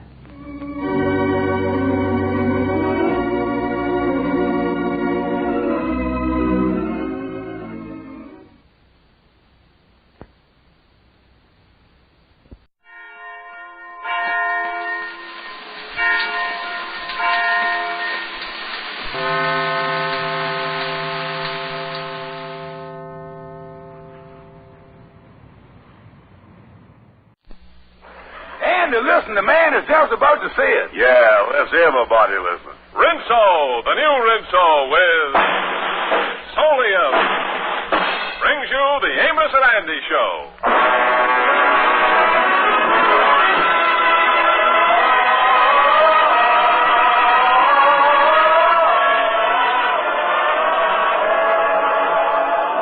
Yes, sir, Rinso, the soap that contains solium, the sunlight ingredient, brings you a full half hour of entertainment with the Jubilaires, Jeff Alexander's orchestra and chorus, and radio's all-time favorites, Amos and Andy.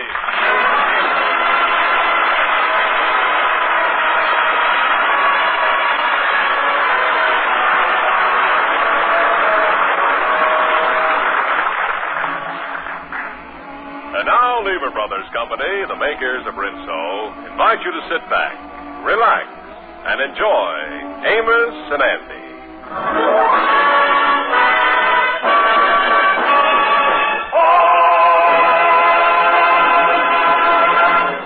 Well, today the Kingfish had a hard day at the pool hall, and as he returns home, he finds his wife Sapphire all excited. She's just received a letter from her sister in Georgia. Well, hello there, Sapphire. Oh, come in, George. I got some wonderful news from back home in Georgia. Yeah. Yeah, my youngest sister, Amos, is going to get married. Oh, so your mama finally unloaded the last one, huh? What do you mean, George? Mama never had no trouble getting us girls married. Why, back home, we was the belles of the town. Yeah, I remember that, honey. And when you got married, they called it the miracle of the bells, yeah. Well, anyway, George, I ain't going to miss my sister's wedding. Me and you is going down to Georgia for 2 weeks. It'll be a wonderful vacation for us. What you mean? I can't take no vacation. I got to stay here for business reasons. Business reasons? Yeah, who going to pick up my unemployment check?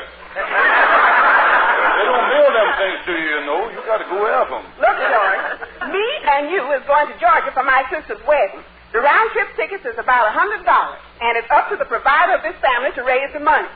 Well, it's all right with me, honey, but do you think you can get a job on such short notice? George, this is your responsibility. The wedding is 1 week from today. We is going, and you has got to get that $100 for the railroad tickets, and I mean it. That old gal is getting more unreasonable by the minute. Next thing I know, she's going to ask me to start supporting her.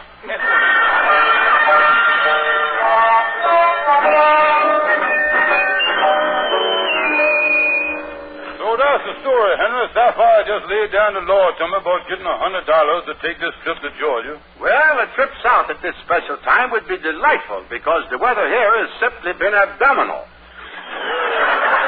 Seems like my wife was always making trouble for me one way or the other. Well, it's just like I've always said, Kingfish. Marriage would be a wonderful institution if a woman wasn't mixed up into things.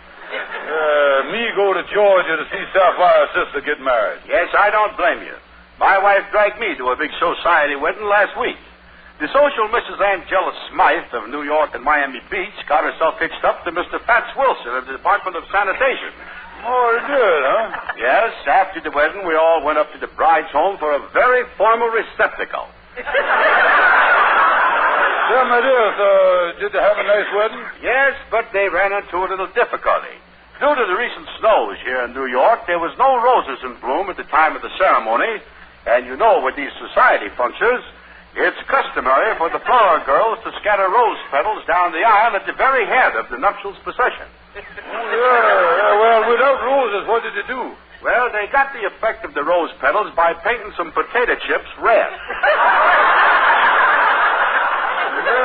And the flower gal scattered the potato chips ahead of the procession, huh? Yes, it was quite a thing to hear the bride and groom come crunching down the aisle.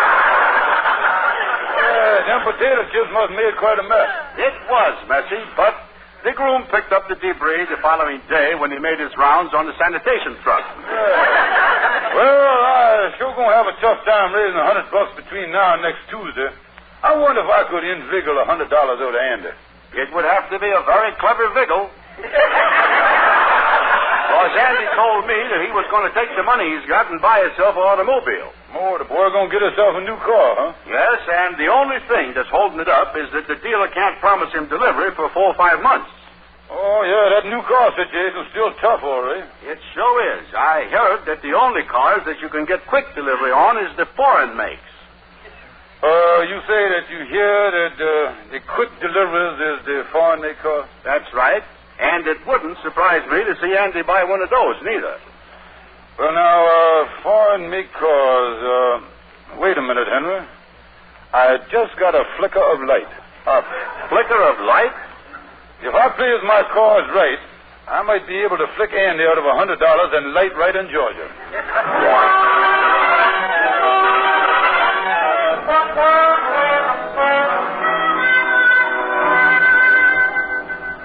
Well, I got this picture of this foreign car that I cut out of Old Life magazine. Yeah, that's a foreign car, right?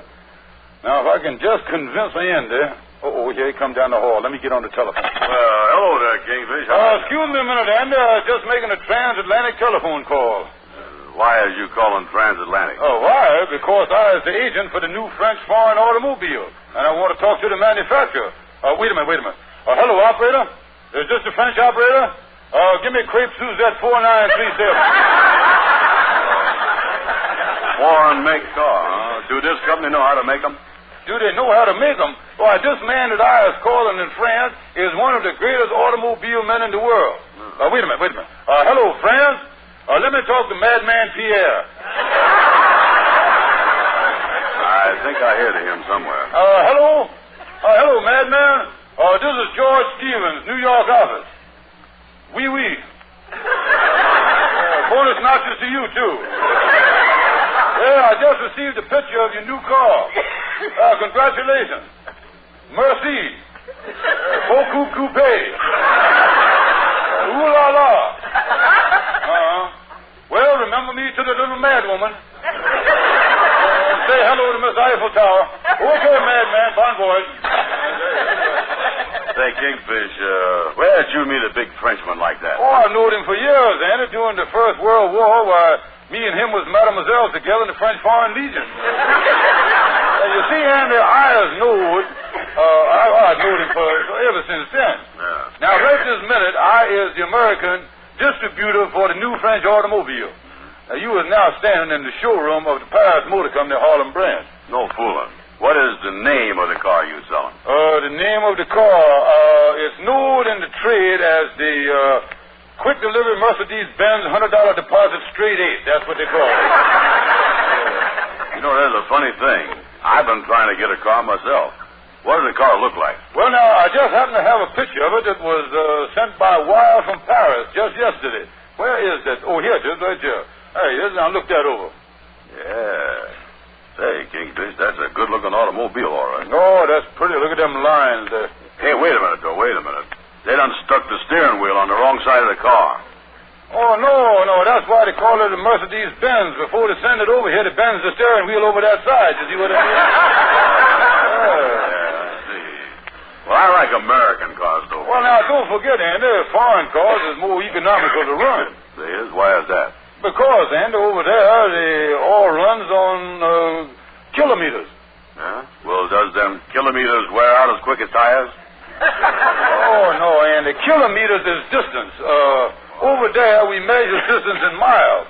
Kilometers is shorter than miles. So there you is.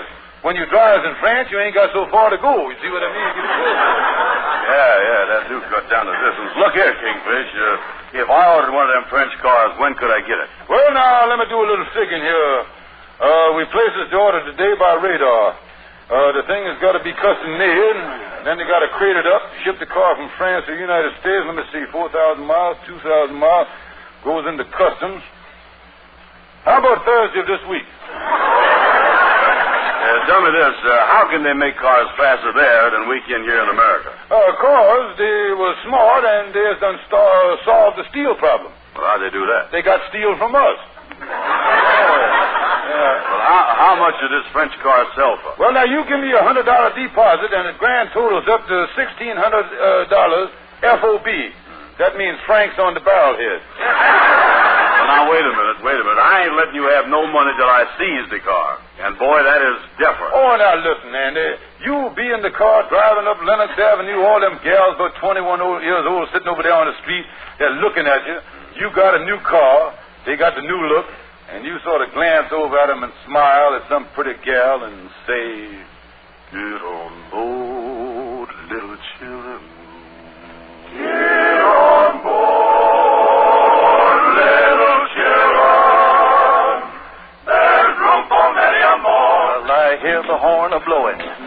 hear it near at hand. I hear the car wheels rumbling and rolling through this land. Now get on board. Just get on board. Now get on board. Let's go for million more. Get on board. Get on board. Let's go for million more. I hear the car coming. She's coming round the curve. I hear the wheels rumbling. She's straining every nerve. She's straining every nerve. Get on board, little children. Get on board, little children. Get on board, little children. There's room for many more. Get on board. Just get on board. Now get on board, little children. There's room for many more. We're rolling and rocking with our engine just a knocking, just a smoking and a chugging down that long, long road. Yeah. We're rolling and rocking with our engine just a knocking, and we're happy 'cause we're lightening our heavy load. Nothing worries me. I'm happy as I can be. Me and 2 or 3 in my Model T. Get aboard, little children. Get aboard, little children. Get aboard, little children. There's room for many more. Get on board, little children. Get on board. Now get on board, little children. There's room for many more.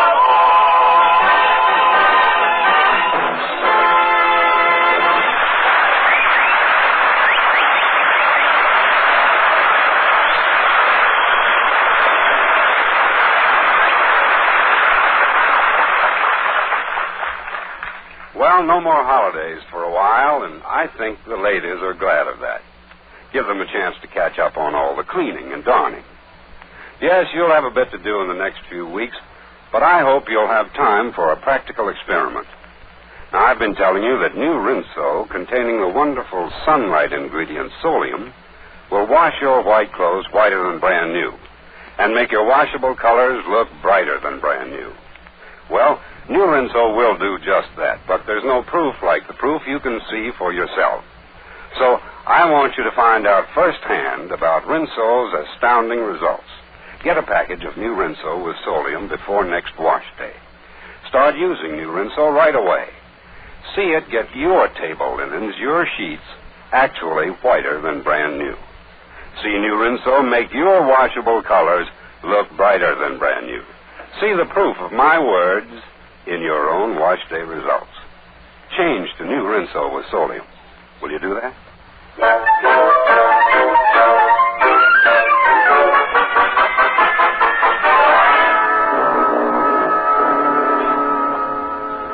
I'll go in Shorty's barber shop here and see if he knows where I can get a new car. Hello there, Shorty. Well, I'll be doggone if I didn't. What's cooking? You get? I think, Fred. Shorty, maybe you can help me here. I've got to get a foreign car in a hurry. Oh, they is classy looking, all right. I had a Roadster once, and I wanted to make it look like a foreign car, so I had the steering wheel put over on the right-hand side. Move the steering wheel, huh? Oh, but when I come down the street, everybody looked at me because I was driving at a slant. Why was you driving at a slant? Because the brake and the clutch was still over on the left. Look, Miss Shorty, I'm going to tell you the whole situation now. I need $100 for me and my wife to get railroad tickets to Georgia. And I can get the $100 from Andy if I can just show him a foreign car. Say, wait a minute, Kingfish. I got it. A friend of mine has got a car that he'll let you have. He built it himself. It could pass for a foreign car, too. It's in great shape, except for one little thing. Well, what's that? Well, you see, it ain't got... no motor.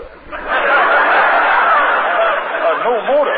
No, you see, after the fella built it, he couldn't find a motor for it. And right now it's sitting in his garage.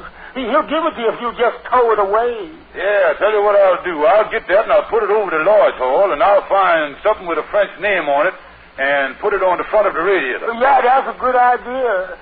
Well, Kingfish, I got to leave now. Where you going, Shorty? I got to go to the hospital and see a fella. His face is all slashed and cut up. How did his face get all slashed and cut up? Well, you see, he was hit by he fell down a big truck skidded in. He was walking. The thing busted. I shaved him.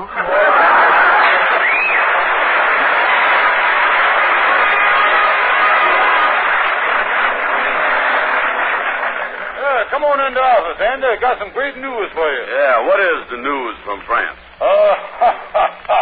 What a lucky fellow you is. Yeah, I just talked to Madman Pierre again, and he told me that he was going to let you have a 1949 model, and it arrived this morning. Oh, that's great. Where is it? Oh, in the showroom, right out here in the lodge hall. Come on, follow me here. Oh, boy, I was crazy to see this new car. Yeah, right through this door here, Andy. Now, right over there. There she sits, Andy, between them two ferns. Pretty, ain't it?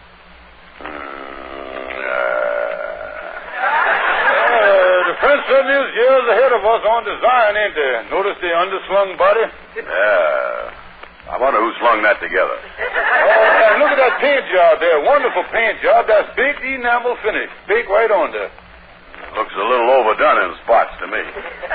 Look, this is a genuine French car. Oh, certainly it's genuine. Come up here and look at the nameplate on the front of it there. The nameplate is made out of paper to cut down the wind resistance. Here it is. See, you say here, made in France. And the name of the car is Sparkling Burgundy. Oh, wonderful. Hey, wait a minute. Look here. It's a vintage of 1934. What does that vintage mean? French word means convertible. Oh, it's wonderful. And the 1934, is this a 1934 model? Oh, don't be silly, Andy. Well, what does the 1934 stand for? Horsepower. Oh, now, wait a minute here. Wait a minute. How can they get 1,934 horsepower in that little car? They use smaller horses, that's all it is. Now, step right over here and look at the inside of it. Look through the window there. Look at that upholstery. Genuine leather red oilcloth. Oh, you slide in and out there. Blue serge suit go right through there a mile a minute. Yeah. You know, it's kind of hard to get used to this foreign stuff. Let me see the motor, Kingfish. You want to see the motor, huh? Yeah. Well, now that's what I'm going to explain to you, Andy. Andy, the motor is sealed under the hood to keep it dust-free.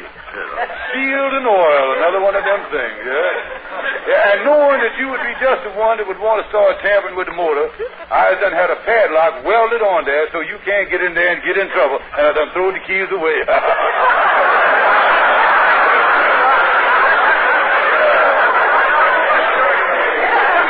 Tell me this, Kingfish. How do you get to the motor in case something go wrong? Through the exhaust pipe. That's it. Well, that is a little unhandy, ain't it? Look here, suppose something go wrong with that motor. Now, how can I get it fixed? Very simple, Andy. All you got to do is to find a mechanic with a long, thin arm. That's all you got to do. Yeah, well, maybe I ought to take it. Oh, yeah, you ought to take it and take it right away. Okay, here you is, Kingfish. Here's the $100 down payment. I'll buy it. Right, the deal is closed. Now, I'm going to take it out for a little spin right now. I hate to tell you this, Andy, but you're going to have to hold off a little on your spinning. You see, being a French car, this car don't run on gasoline. It runs on petrol. And there ain't a drop of petrol in this country at the moment. Well, why couldn't I use gas instead?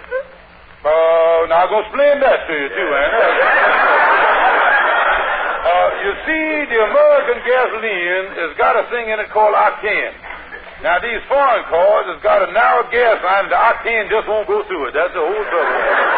Clog it up, huh? Yeah, clogs it right up every time. But I expect a shipment of petrol, and naturally you'll be the first one on the list there. Yeah,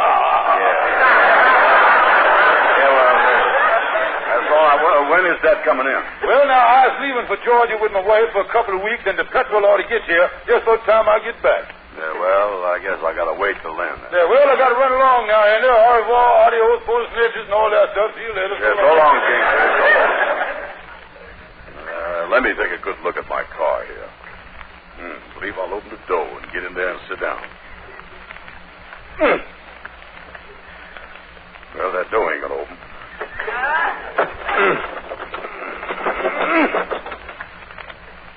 I guess when Pierre tried to get in one of these cars, that's when he started calling himself Madman.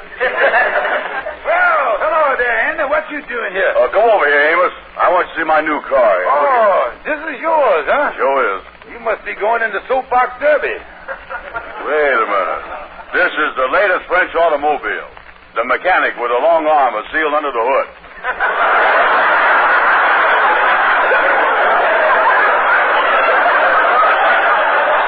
What is that again, Andy? It's got a leatherette motor with small horses in it, too. I just see the Kingfish leave here, did he sell you that thing? Well, I give him $100 down payment. He's going to get me some petrol, too. Tell me this, who stuck that label on the front of it from a bottle of sparkling burgundy? I think the madman done it. This car ain't no good, Andy. Look at there. That Kingfish has done stuck you again. Look at that. You ain't even got no windshield. All you got is the frame there. I thought that glass was awful clean. You better get your money back, son. Yeah, just wait till I get my hands on that Kingfish. And if I ever get to France where they make these cars, there are going to be 2 madmen over there. I'll tell you that.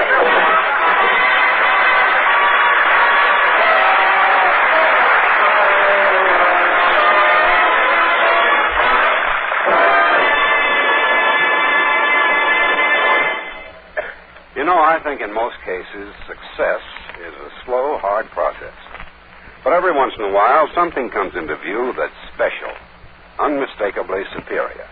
And then you get a quick success. Now, that's what happened with New Rinso, the only soap in the world that contains solium, the marvelous sunlight ingredient.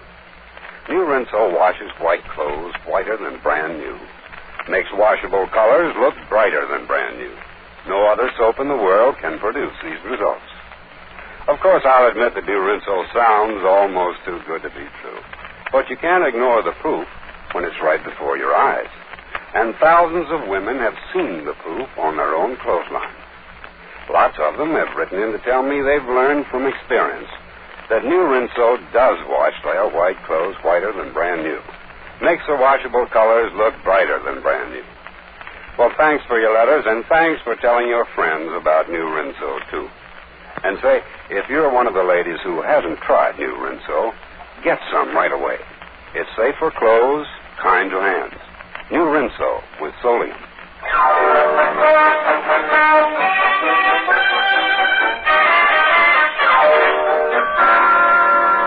Well, I sure put one over on Andy with that foreign car business. I better lock up my office here and lay low till tomorrow when I get on the train for Georgia. Then I'll be safe. Hello, Andy. I just leaving. Well, you ain't leaving. Back up. I said back up. Yeah, well, how about backing? You don't have to be so rough about it. I want to have a showdown with you about that automobile you showed me. Oh, by the way, I just had a nice talk with Madman Pierre again. The petrol is on its way over here. Kingfish, I'm going to punch you right in the nose. You took my $100 just so you and your wife could take a trip to Georgia. I want my money back, or I'm going to beat you like you ain't never been beat before. Strike me if you must. Remember, I, as an official, a French automobile dealer which comes under the jurisdiction of the French government. And if you strike me, it will be the Pearl Harbor of 1948. Wait a minute. What's Pearl Harbor got to do with me busting you in the face? Andy, you was forgetting that I is a French car dealer. And in that capacity, I ain't no longer George Stevens the Kingfish. I is a symbol of France. All right, Symbol, put up your dukes. Oh, wait a minute, sir. Remember, my innocent friend, hitting me is just like slugging Joan of Arc. Before you know it, 50 million Frenchmen go swarm all over you. Oh, now, wait a minute. Go ahead, be ignorant. Even though us Frenchmen give you the Statue of Liberty you got in your harbor here. You know what that means, that America and France will be at war if you hit me, and Andy Brown will go down in history as a war mongrel. Wait a minute now, Kingfish. Just hold everything here, will you? Don't try to tell me that a measly $100 is going to start a war. Well, they start them for less than that. Look at history. How do you think the War of 1812 started? Over $18.12. I know. And look at history again. The Franco-American War started over a can of spaghetti. Oh, I'm telling you. Well, listen here. How can I get my money back without starting a war? Well, it's unfair to me, but the only thing to do is to arbitrate. What is that? Well, you got to find a third person that's disinterred. And he holds court and decides who is right. Well, that suits me, because anybody will know that I is right. All right, I'll tell you what. We'll pick out our lawyer, Stonewall. I'll meet you at Stonewall. You be over there in 30 minutes, and we'll let him be the judge of arbitration. Okay, I'll be there in 30 minutes. All right.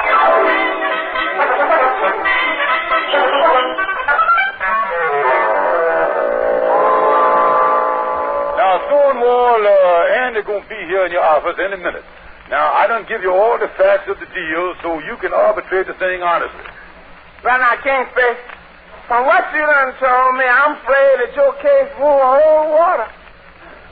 Well, will a $5 bill plug up the leak? Oh, not only plug it up, it'll waterproof it at the same time. Yeah. Well, now, here's the fire. Thank you. I just put this in my pocket. Yeah. Come in, Andy. Well, hello, Stonewall. Well, I just second walked in myself, Andy. I ain't had time to say hello to Stonewall. Hello, Stonewall. And if it ain't the Kingfish. Hiya, Kingfish. How you do? Glad to see you.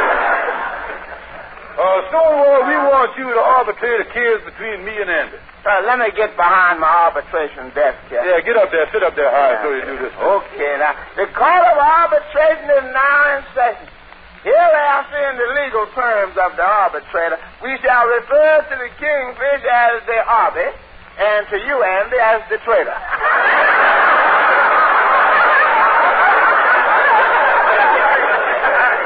Just call him Benedict Arnold. Go ahead. Now, before we begin, I want you to understand that this court is going to be absolutely fair, strictly impartial, and completely unbiased. Now, Kingfish, you talk first, because you're going to give the true side of the case. Thank you. Well, Your Honor, Andy here ordered a foreign car from me, and I had the thing shipped all the way from France. Yeah. Keep talking, Kingfish. Well, Your Honor, then when I delivered the car to him in good condition, he gave me a measly $100 down payment, and now he wants his money back and wants back out the deal. Yeah. Keep talking. Stonewall, here's my side of the case. Quiet, blabbermouth. Now, wait a minute here. Wait a minute, Stonewall. Don't you want to hear my story? Well, I tell you, Andy, you see, in my career as an arbitrator, I have found that it's too confusing to listen to more than one side. I don't like the way things is going. Oh, you can't argue with the scale of justice. Well, I don't care about that. I'm going to win this case even if I got to pay a lawyer $10 to do it. $10? There'll be a slight recess while I rebalance the scale of justice. Wait a minute. I'll pay $15 to a good lawyer, if you know what I mean. 15? Can I hear 20? Oh, wait a minute, George. Now, look, Stonewall, let's quit this stuff here and get back to deciding the case fair and honest like you agreed to do for me. Well, after taking all the evidence presented and weighing it on the scale of justice, it looked to me like the scale is tipping in favor of the Kingfish. There you is, Andy. There's nothing left for you to do but to wait for the petrol to come from France and keep your big mouth shut and go on about your business. Stonewall, you mean to say that the scales say that the Kingfish done won? My final verdict is that the Kingfish ain't got to give you back the $100 that he cheated you out of.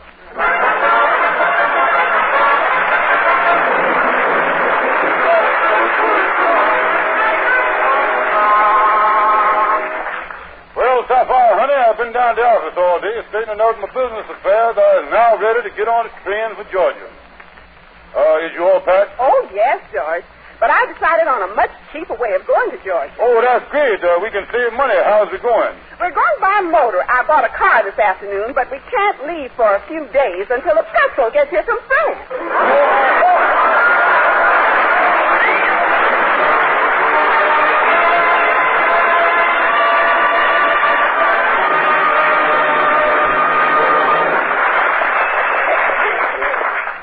A new year always makes me feel as if there's some big, wonderful surprises ahead. Yeah, we sure had some good surprises last year. For one thing, new Rinso came on the market, and that's mighty good. Ain't it, Mr. Lake? Yes, indeed. New Rinso with Solium is the only soap in the world that washes white clothes whiter than brand new, makes washable colors look brighter than brand new. No other soap can produce these results. Get new Rinso with Solium. Good night, folks. See you next Tuesday.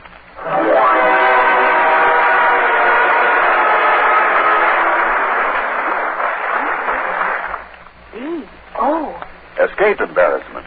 Get the only soap especially made to stop BO. The soap used in the homes of 40 million Americans. The mild, refreshing soap with an exclusive Boy Health soap. Your daily Lifebuoy bath gives lasting all-over protection. Buy Lifebuoy right away.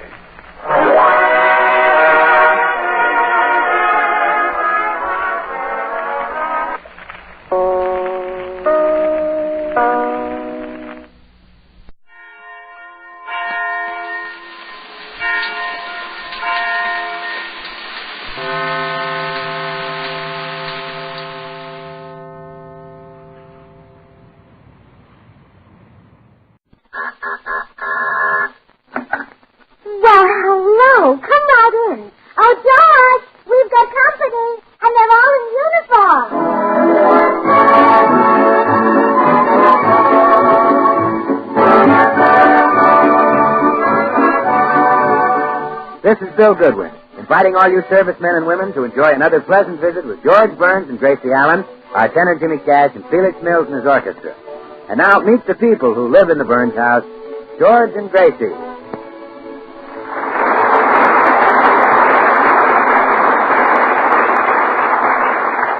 Well, it seems that the latest fad among the housewives of America is to attend the auctions of second-hand furniture and antiques, which are being held in just about every town. Gracie and her neighbor, Mrs. Morton, are no exception. $1.20 is bid. How about $1.25? $1.30. The little lady bids $1.30. How about $1.35? $1.40. The little lady says $1.40. How about $1.45? $1.50. $1.50. How about $1.55? $1.50. Sold to the lady for $1.60. Gracie, why do you keep bidding? Oh, Blanche, that man on the platform doesn't scare me just because he's got a hammer in his hand. I've outbid him every time. $1.60 for the coffee grinder wasn't bad, but you certainly paid a big price for that bedspread. Yeah, that was a mistake. You see, I bought that for Trixie Sagwell. I thought at last I was getting her a handsome man. By getting her a bedspread? Well, when the man said with sex, how did I know he didn't mean Sonny? Pardon me, ladies. The articles we bought this afternoon come to exactly $40. Oh, good grief. I didn't know we bought that much. I'm almost broke, Gracie. Me too. Mr. Auctioneer, just send us the bill the first of the month. Oh, sorry. This is a cash sheet. Can't pay. You give me this. Can't pay?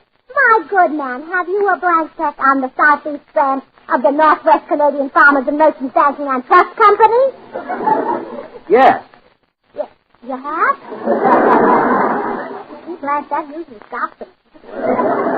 I'll hold your things until 7 o'clock. If you aren't here with the money, they'll be sold. Bye, sir. Oh, gee, we don't want to lose those wonderful antiques. There's only one thing to do, Blanche. You ask your husband for 20, and I'll ask my husband for 20. All right. But let's face it, Gracie, getting $20 out of our husbands is going to be like pulling their teeth. Yeah. Well, come along, Dr. Cowan. Coming, Dr. Beecham.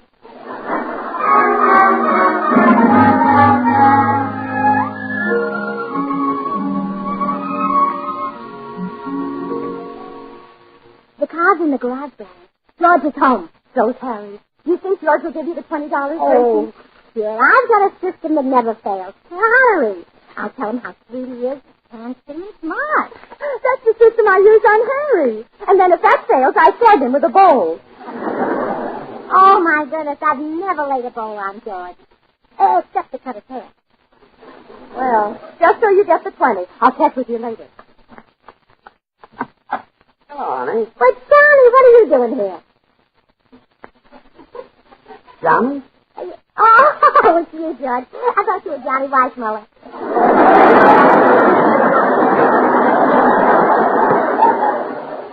Really? Well, yeah. Of course, now that my eyes are used to this light, I see it was a silly mistake. You're a much younger man. Oh, I'm not so much younger than Weissmuller. Am I? Oh, right now you look like 20 to me. I do? Yeah, and you have a much better figure than Weissmuller, too. He thinks he's so much, going around pounding on his chest. Now, your chest looks like it's really been pounded. You're my big, strong, handsome, generous ape man. Gracie, whenever you flatter me like this, you usually wind up asking for money. Really? Do you usually give it to me? Yes. You're my big, All right. That's enough. Is that $20 worth already? What do you want $20 for? Well, I Don't thought... tell me you want to buy some more of those stupid antiques you've been lugging home from those auctions. Don't tell you that, huh? Well, because I wouldn't give you a penny. Look at this house. Turns, umbrella stand, coffee grinder, bedpost. All of which I make into useful articles of furniture, George. Now, yesterday I brought home an old brass coffee pot and made it into a table lamp. Well, what became of the table lamp we had? I made that into a tea kettle. Well, what happened to our tea kettle? I made that into a flower pot. And the flower pot? That's now a darling little radio. What's become of the little radio we had? Well, I had to have something to boil water in. Why didn't you use the table lamp? Oh, George, now you're being silly. Yes, I'm very silly. What antiques did you buy today? Oh, something you'll be needing, dear. I bought a baby bed. A baby bed? And Now, of all the silly things... A baby bed? You mean we're going to have some use for a baby bed? We certainly are, darling. Gee, honey, sit down. When do you expect to start using this baby bed? Just as soon as I can make it into a coffee table. Oh, nuts. That's all we need yet. An antique baby bed made into an antique coffee table. Come in. I don't want that piece of junk around the house. Oh, excuse me. Did I step into the middle of a family tiff? Oh, hello, Bill. Trying to convince my wife that it's silly to keep a useless old broken-down antique around the house and she ought to get rid of it. But George, where you go?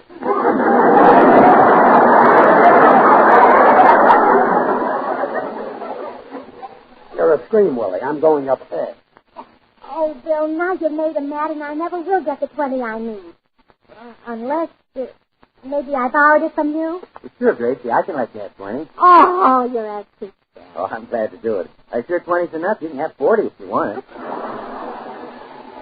Well, Bill, will you lend me the $20? George wouldn't give me a cent. Well, gee, Gracie, I really haven't got it. Besides, if George doesn't give you any money, you can't pay it back. Can't pay it back? My good man, have you a blank check on the Southeast branch of the Northwest Canadian Farmers and Merchants Banking and Trust Company? Yes. I must find a new bank.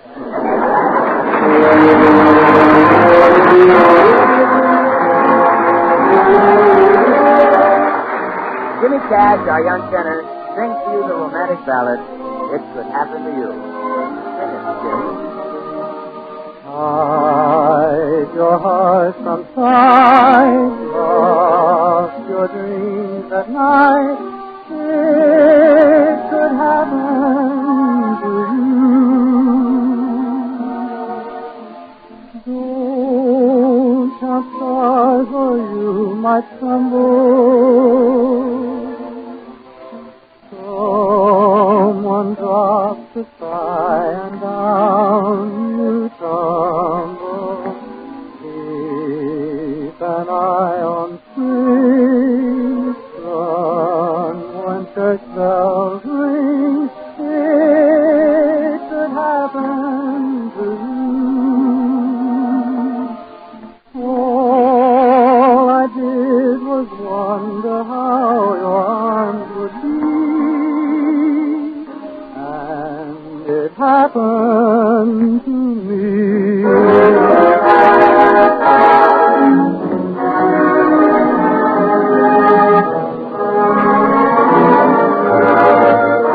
It could happen to you. All I did was wonder how your arms would be.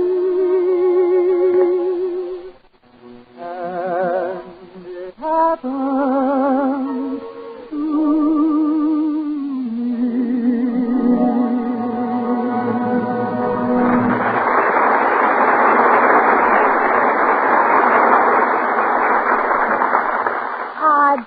Can't you think of some way I can get $20 from George? Well, why don't you wait till he goes to sleep and take the money out of his billfold? Oh, no, he'd wake up. Oh, not if you were real quiet. Oh, yes, he would. I'd have to turn him on his back to get to the inside pocket of his nightgown.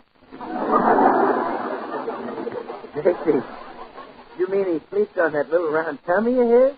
Oh, yes. You see his feet and his head kind of balanced, and with just a little start, he can rock himself to sleep. Let's get pretty seasick in the first place. Yeah. Well, you see, Bill, the trouble is that I don't dare tell George what the $20 is for. If he finds out it's to pay for antiques, he'll have a fit. Here he comes downstairs. Tracy, I'll see you a little later. I'm going to run down to the cigar store. Oh, George, before you go, can I have that $20? What's it for? 2 would be all right. Or 4 5. What's it for? Oh, you can give me 5 4s. What's the $20 for? Oh, 3 6s and a 2. Gracie, I'm not giving you any money until you tell me what you want it for. You're not? No. Oh. Well, so long, dear. So long. Oh, wait a minute, George. I haven't put the breakfast down for him. Oh, yes. Goodbye. No, you forgot to give me the $20. What's it for? Oh, it's so long, dear. Oh, no. Oh, there's a man for you. If I had my way, there wouldn't be any men in this world. Just women and children.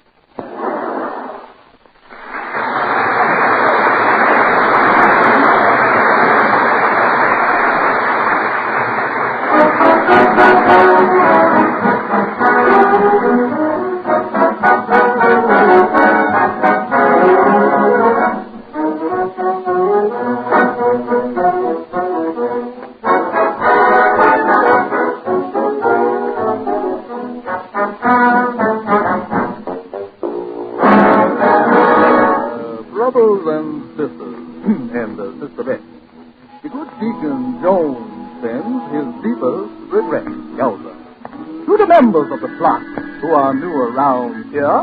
There's something about the deacon that we want to make clear. Who is honored and respected, Deacon Jones. Who's so kind and unaffected, Deacon Jones. When a sinner's moaning low, who will share his share of woe. Lord, hallelujah, Deacon Jones. Who's so handsome and good-looking? Deacon Jones. Yes, sir. Who can smell that who's so cooking? Deacon Jones. That's right, brother. Who gets all the kitchen bread, leaves the triplets for the rest. Lord, hallelujah, Deacon Jones. Deacon Jones, Deacon Jones. Lord, hallelujah, Deacon Jones.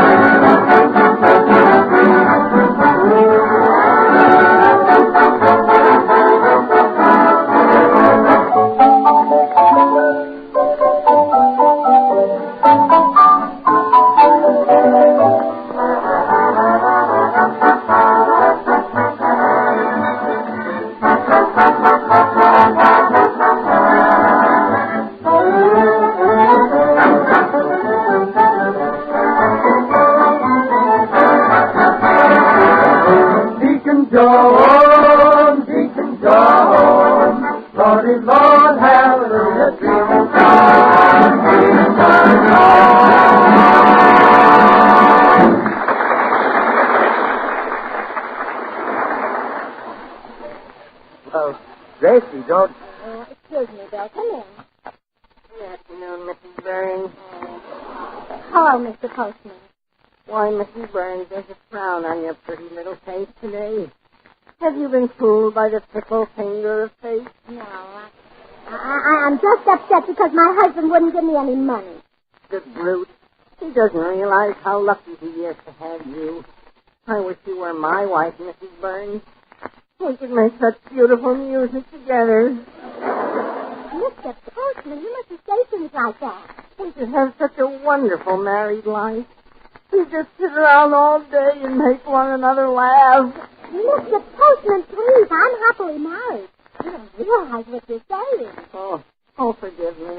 I lost my head. I'm such an impetuous boy. Well, goodbye, Mrs. Burns. Remember, keep smiling.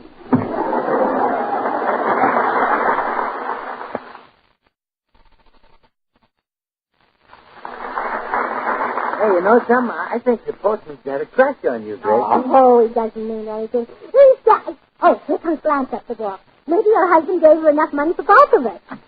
Oh, come in, Blanche.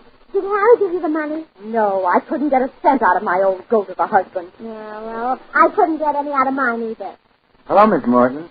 Oh, hello, Bill. Bill, I'll bet when you get married, your wife won't have this trouble. You're darn right she won't. My wife's going to have everything. 2 or 3 cars, jewelry, fur coats, expensive clothes, and more money than she can possibly spend. Gee, when are you going to get married? Just as soon as I find a girl who's got all that.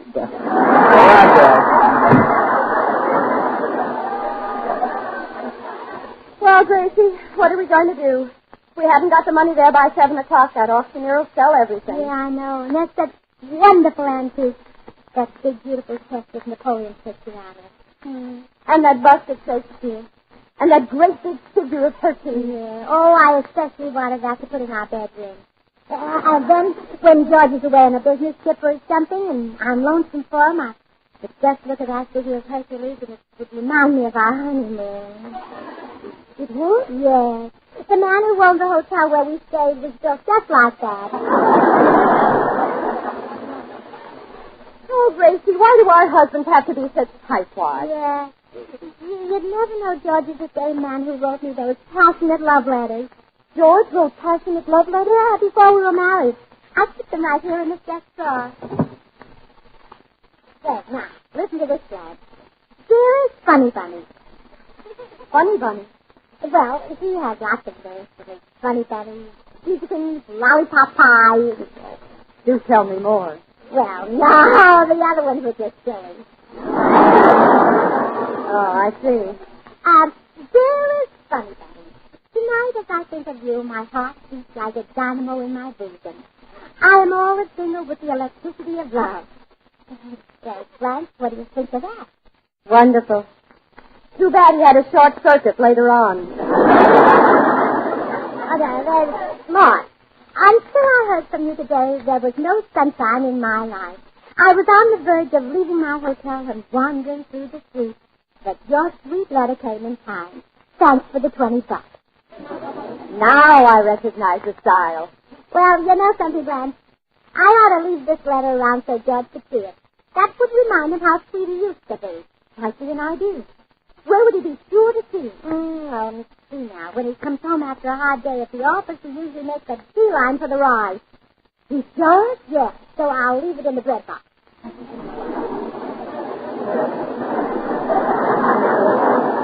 I think I'd just leave it here on the table, Gracie. Yeah. Oh, all right, then.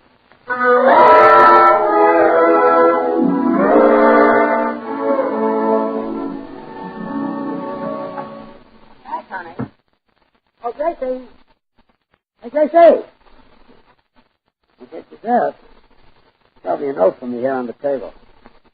Wait a minute. The envelope is addressed to Gracie. Here's Funny Bunny. Dynamo in my bosom. Electricity of love. Thanks for the $20. Holy smoke. So that's what she wanted the $20. Gracie, it's got a gigolo.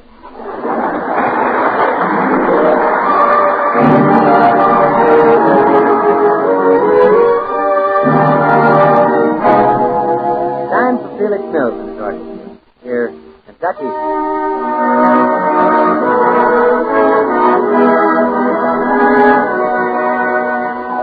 Soon I'll be going where the soft breeze is blowing in Kentucky. Things will be blooming when I go where there's room in old Kentucky. Kentucky, where the sky is blue and the grass is blue and the funniest style of welcome and smile is made to order for you. There's somebody waiting to begin celebrating in Kentucky. I'm not denying that my heart will be flying when I get to Kentucky. I declare it's heaven with all those wonders in store. Oh, Lord, make me lucky when I get to Kentucky. Let me stay there forevermore.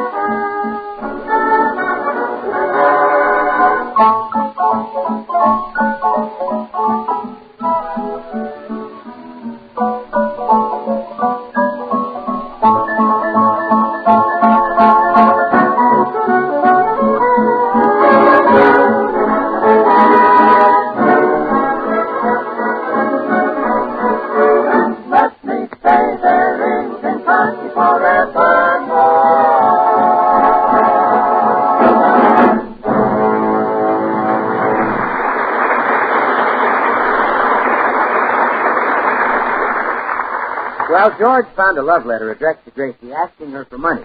Now, he doesn't remember that he wrote it himself about 10 years ago, so he thinks Gracie is being pursued by a gigolo. Meanwhile, Gracie is on the telephone having her own troubles with the auctioneer. But I'm trying to get that $20 for you, Mr. Auctioneer. No, please don't call my husband for it. My goodness, if he knew I bought all those answers, he'd be furious. Gracie. Oh, I'll have to hang up now. I hear my husband coming. Goodbye. Gracie, I found out who you wanted that $20 for. You did? Yeah. Well, he wants it right away. He just telephoned me. Gracie, why give that man money? What if he thought that I haven't got? Oh, George, you should see that big, beautiful chest with Napoleon's picture on it.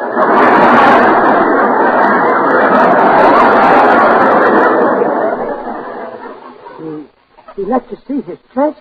I even pounded on it to see how strong it was. Gracie, you didn't. Well, sure, lots of women did, even Mrs. Martin. There are other women who see it? Why, George, you can't get near his place. It's mobbed with women. They bid against each other. This guy must be the new Van Johnson. Gracie, what made you start a thing like this? Well, George, it's your fault. My fault? You told me to find myself a hobby. Well, that's a fine hobby. Well, would you rather have me play bridge like the other women? I certainly would. Oh, Judge, you just prejudice. Oh, why don't you come along with me tonight? You'd enjoy it. Me? Well, certainly. He's got the bust of Shakespeare, and he's got the figure of Hercules, and I don't want to hear anymore. I'll see you later. Oh, my goodness. Never saw a man so dead set against antiques. Well, I still got to get that $20 somehow. Come in. Hello again, Mrs. Burns. I was so excited when I was here before, I forgot to give you your mail. Oh, Mr. Postman, am I glad to see you. Have you got $20? Why, yes. Oh, would you lend it to me? Oh, I'm sorry, Mrs. Burns, but my wife gave me this $20 to buy you a suit this afternoon. If I come home without a suit, she'll have a tizzy. Oh, I see. If I a suit. How would you like to buy one of Mr. Burns' suits? Oh, I could never buy the kind of suit Mr. Burns wears. My wife wouldn't let me spend that kind of money. She wouldn't? Oh, no. She makes me spend at least $18 for a suit. Well, just take a look at my husband's things. They're right here in this hall closet. Now, here's a beautiful pair of lounging pajamas. Oh, they are nice. I just love those flowers on them. And I'm afraid the pants wouldn't fit me. Oh, nonsense. You just gather them up in the back and you'll have a beautiful bouquet to sit on. Well... Oh, and here's a handsome sports jacket, Mr. Postman. Why don't you slip it on? All right, I will. Oh, my goodness, this doesn't fit me at all. Feels awfully lumpy in the back. Well, no wonder. Your mail bag is underneath it. Move the bag around to the front and it'll fit you just like it does George. I'll take it. Oh, good. And how about this nice double-breasted blue?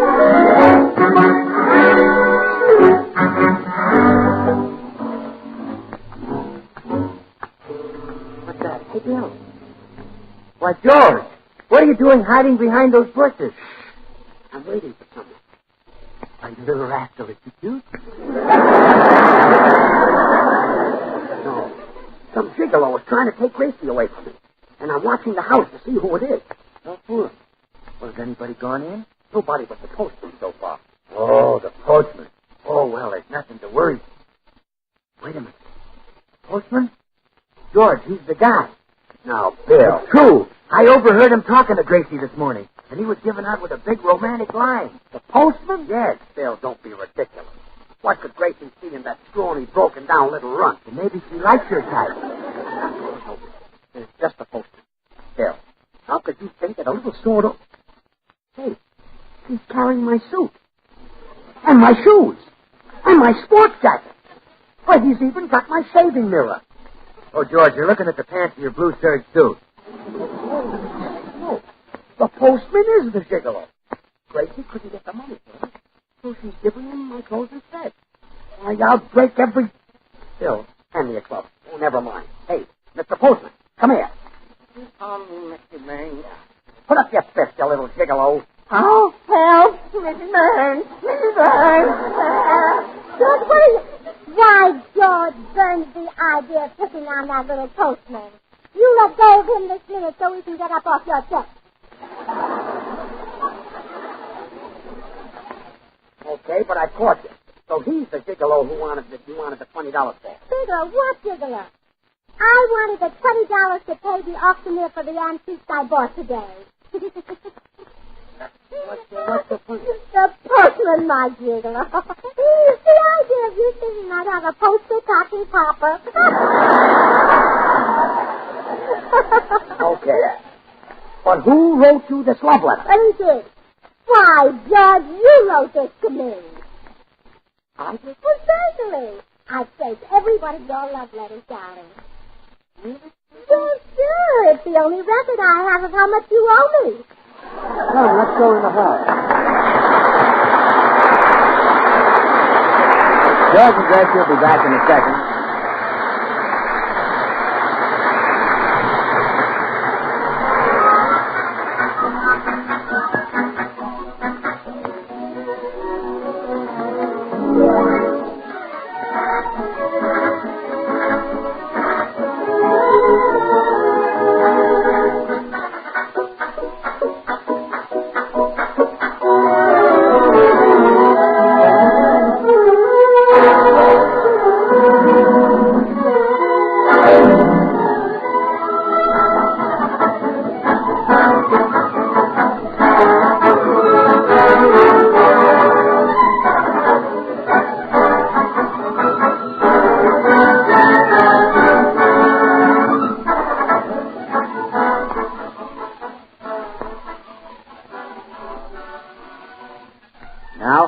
George and Gracie.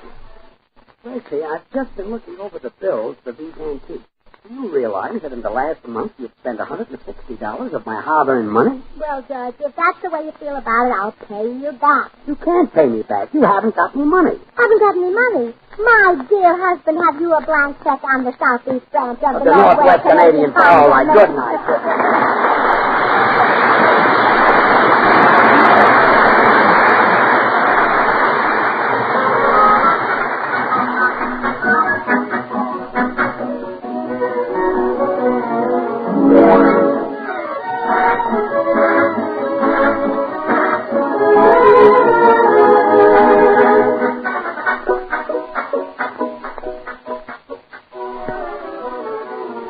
This is the Armed Forces Radio Service.